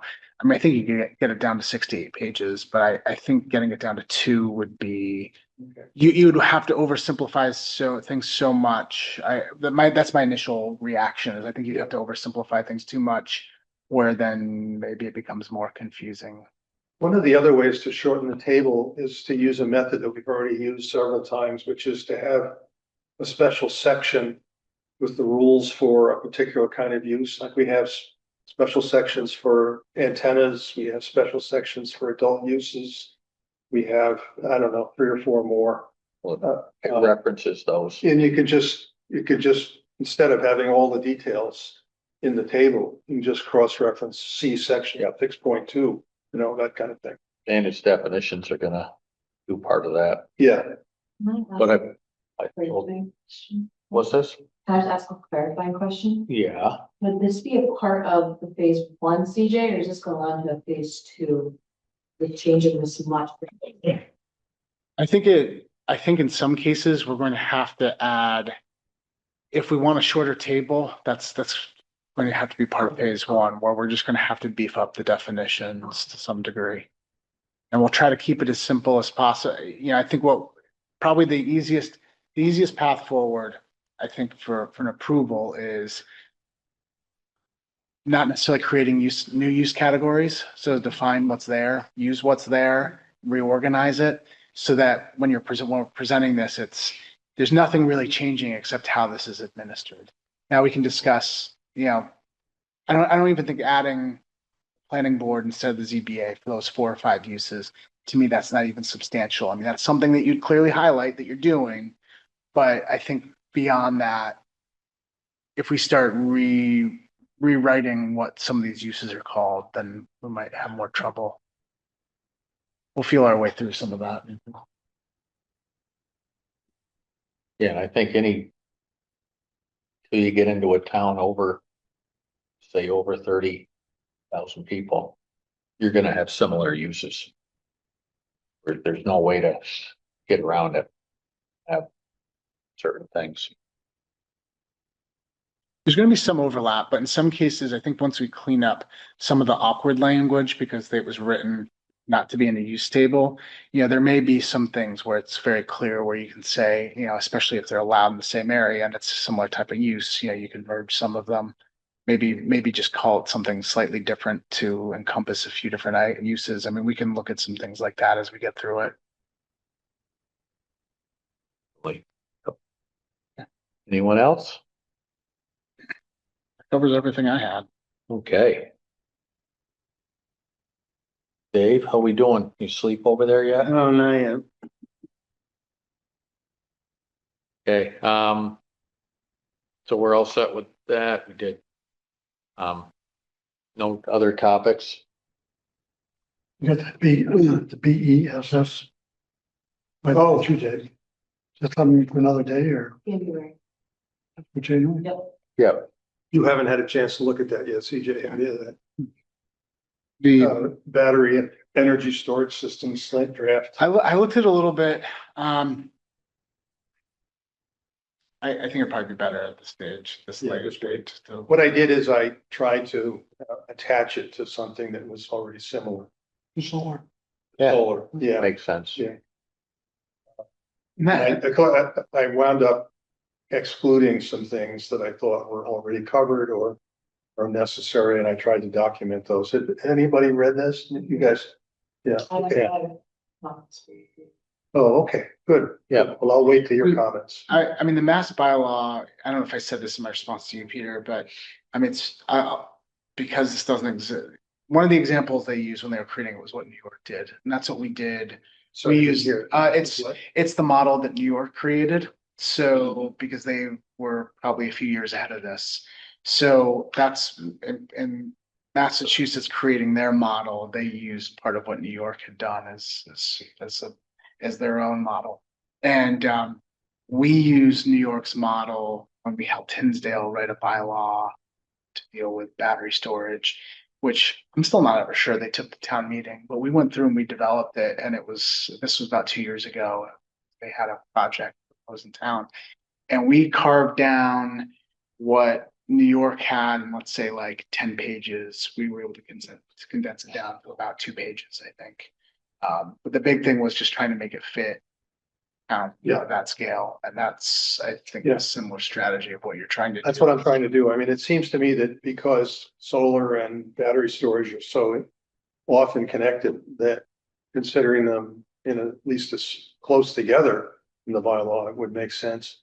Battery storage has other issues. I mean, I think with solar, it's mainly the use of the land for, non-agricultural purposes. That's the main issue often. It's not so much, poisoning or fire danger, but with batteries, they can be fires, there can be, leaks, there can be poisoning of groundwater. So there's a little bit more involved, but I think it can be handled fairly straightforwardly. I mean, we do that sort of thing with industrial uses whenever we get a application. So I don't think it's any harder than the average industrial process. I think one of the things you just want to track is, let's see what the final version of the model bylaw looks like, because generally with the way the state's been doing this is that once they develop their model, that's sort of the guidance they give the AG's office of what they should approve. Yeah. So as you move forward with that, we just want to keep an eye on, No, I agree. if what they finalize made any changes to what. Yeah, if it changes, we'll adapt, but it seems to me that the moral of the story is hurry up and wait. Here's a model bylaw, but it isn't really a model bylaw. But you all have to really hurry to do this because we're giving you a deadline, and this is the best guidance we can give you, but doesn't really count yet. So Aren't we I mean, used I to think that we're yet? making progress as best we can, but it's a very uncertain environment that we're in. And if you feel uncomfortable in the end, you know that you can move this forward if you have a fall town meeting, because the regulations are supposed to take effect end of the calendar year, end of next calendar, a year from now. They do that every time with us.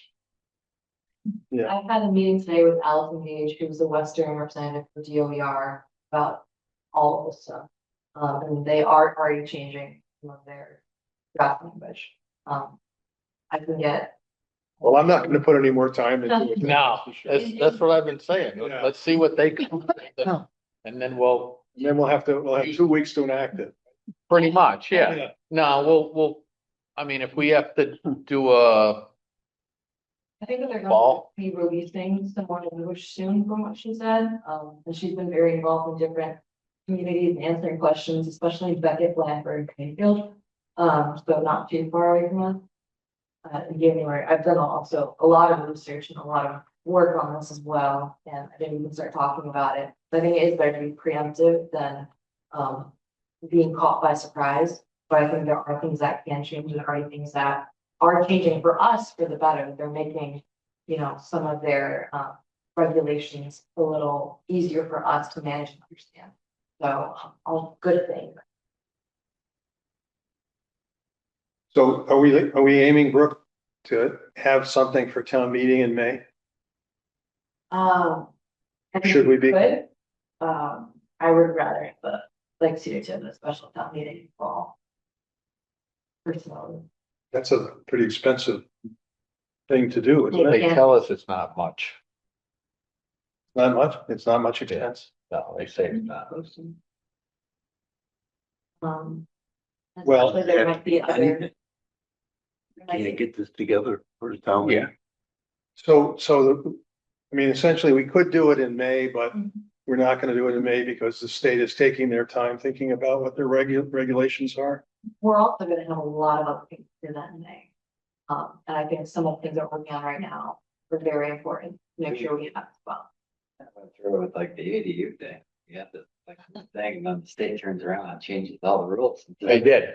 We worked, yeah. It's like, Yeah. so maybe this, have to wait till fall.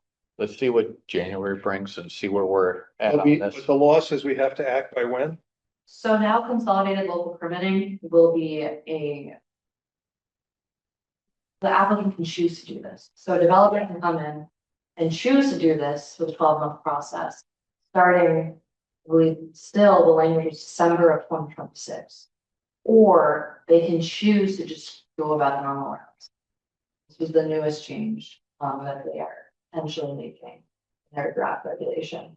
But they've been listening to a lot of towns, especially in Western Mass, what we're going through, what we're doing. Which is good for us.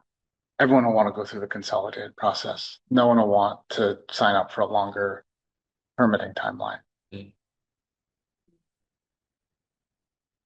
And if you think we're biting off a lot, you better check out what Egremant's doing. Oh my God. You seen what? Mhm. Yeah, oh my God. Did you already working on that? They, No, I'm asked for comments. That's all. oh, she's married. It's just, they What are they doing?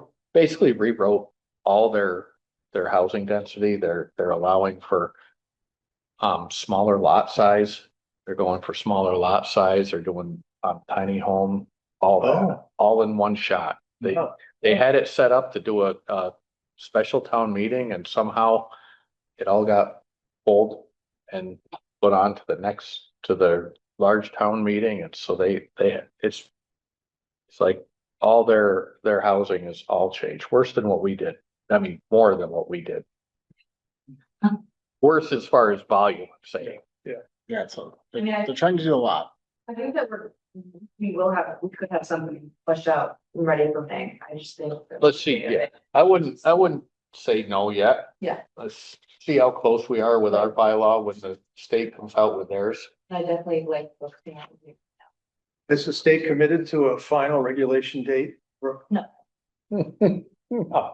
And the models they say will be done in early 2026. But it's like, well, does that mean That's next January? month. Does that mean March? What does that mean? Early last year, they released something in June and called it. For some regulations, so.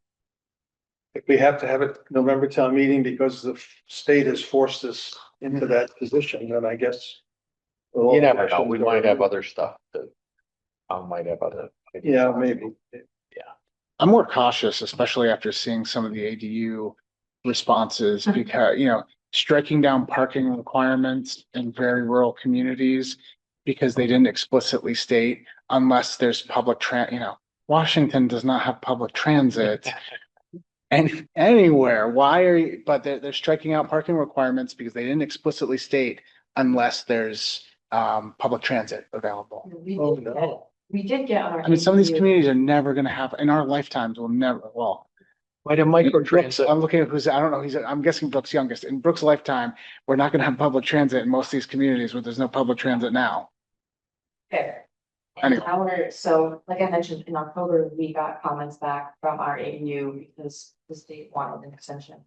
And they accepted our edits, but they had 8 pages of comments on things that we might look to change for our original and existing ADU bylaw that they've already approved. So things like that we also may have to look at, but there was nothing of that yet. And they're still talking about changing maybe even new ADU bylaws. Would you like that entertaining reading? All the comments from the state, Peter? I would actually. I think yeah. so. I think so. I'm gonna try to have a beer in my hand when I drink. Yeah. When I read it. I mean, it's some things that they mentioned, and it's stuff like that. But they might have microtransit. But that's the frustrating part because you're following the intent of.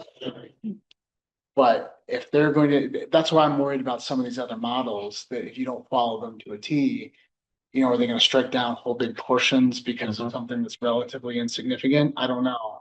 They can't tell you how to do the right thing in advance, but they can certainly tell you after you've screwed it up, that you did so. That seems to be the system. And that's what we have a few communities that we gave some, even just review assistance to, and I'm waiting to see those response letters. that They'll they just still tell have. you it's wrong. They won't tell you why it's wrong. They'll just tell you it's wrong. Yeah, and then when you ask for clarification, they don't get you. How can I do this right? Oh, we'll tell you later. Oh, we'll tell you later. Did I do it right? No, you didn't do it right. No. Okay. Got another motion? When did you have that meeting? Oh. Can you give us some dates? With the holidays coming, let's plan, why don't I email both of Yeah. you, but maybe like first week of January. Sure. You're involved in this, right? Yep, lot of people here, yeah. I feel like coordinating a meeting in the next few weeks is probably difficult. Plenty of chaos, and I will be out from the 18th to the 30th. Well, there you go. So yeah, early January. I'll follow up with some dates. If you don't mind. No, yeah, let's get this set. And then we'll see you probably end of January after that. Yeah, I think that would be, we'll do a bit of writing. We'll review it in a smaller group, and if we feel like that's ready to go, plan for a meeting later in January. Then that will be almost there. Yeah, and then, I mean, at that point, my goal would be to show you a red line table, trying to focus on the table, definitions, and then portions of the bylaw that need to be stricken out. Uses exist now. I think that's my ideal focus of what your, step one is. I think I saw a lot of that in. Yeah, we were starting to do that, and Yeah. that's why I just showed you the overall bylaw with it fitting in, because we're starting to go through and just strike everything out that didn't need to be in there anymore. Okay. Okay, I would like to say we're missing Peg tonight, and she broke her ankle, I guess, and she is recovering up at Kimball Farm. We wish her all the best. Okay, anybody wants to get in touch with her, Brooke has number. Okay. One more motion? Adjourn. So moved. All in favor? Aye. Aye. This is a Marco. Yeah. I just sent all you guys second this. Oh, good. Your meeting. No, thanks. You look at this on your computer. She has all the. I will email it to you How tomorrow. to strike. Cricket. It's just Kimball Farms, right? I should have said, don't print it, because it probably wouldn't have printed It well. didn't. Hey, Brooke, can you shut us off? Sorry.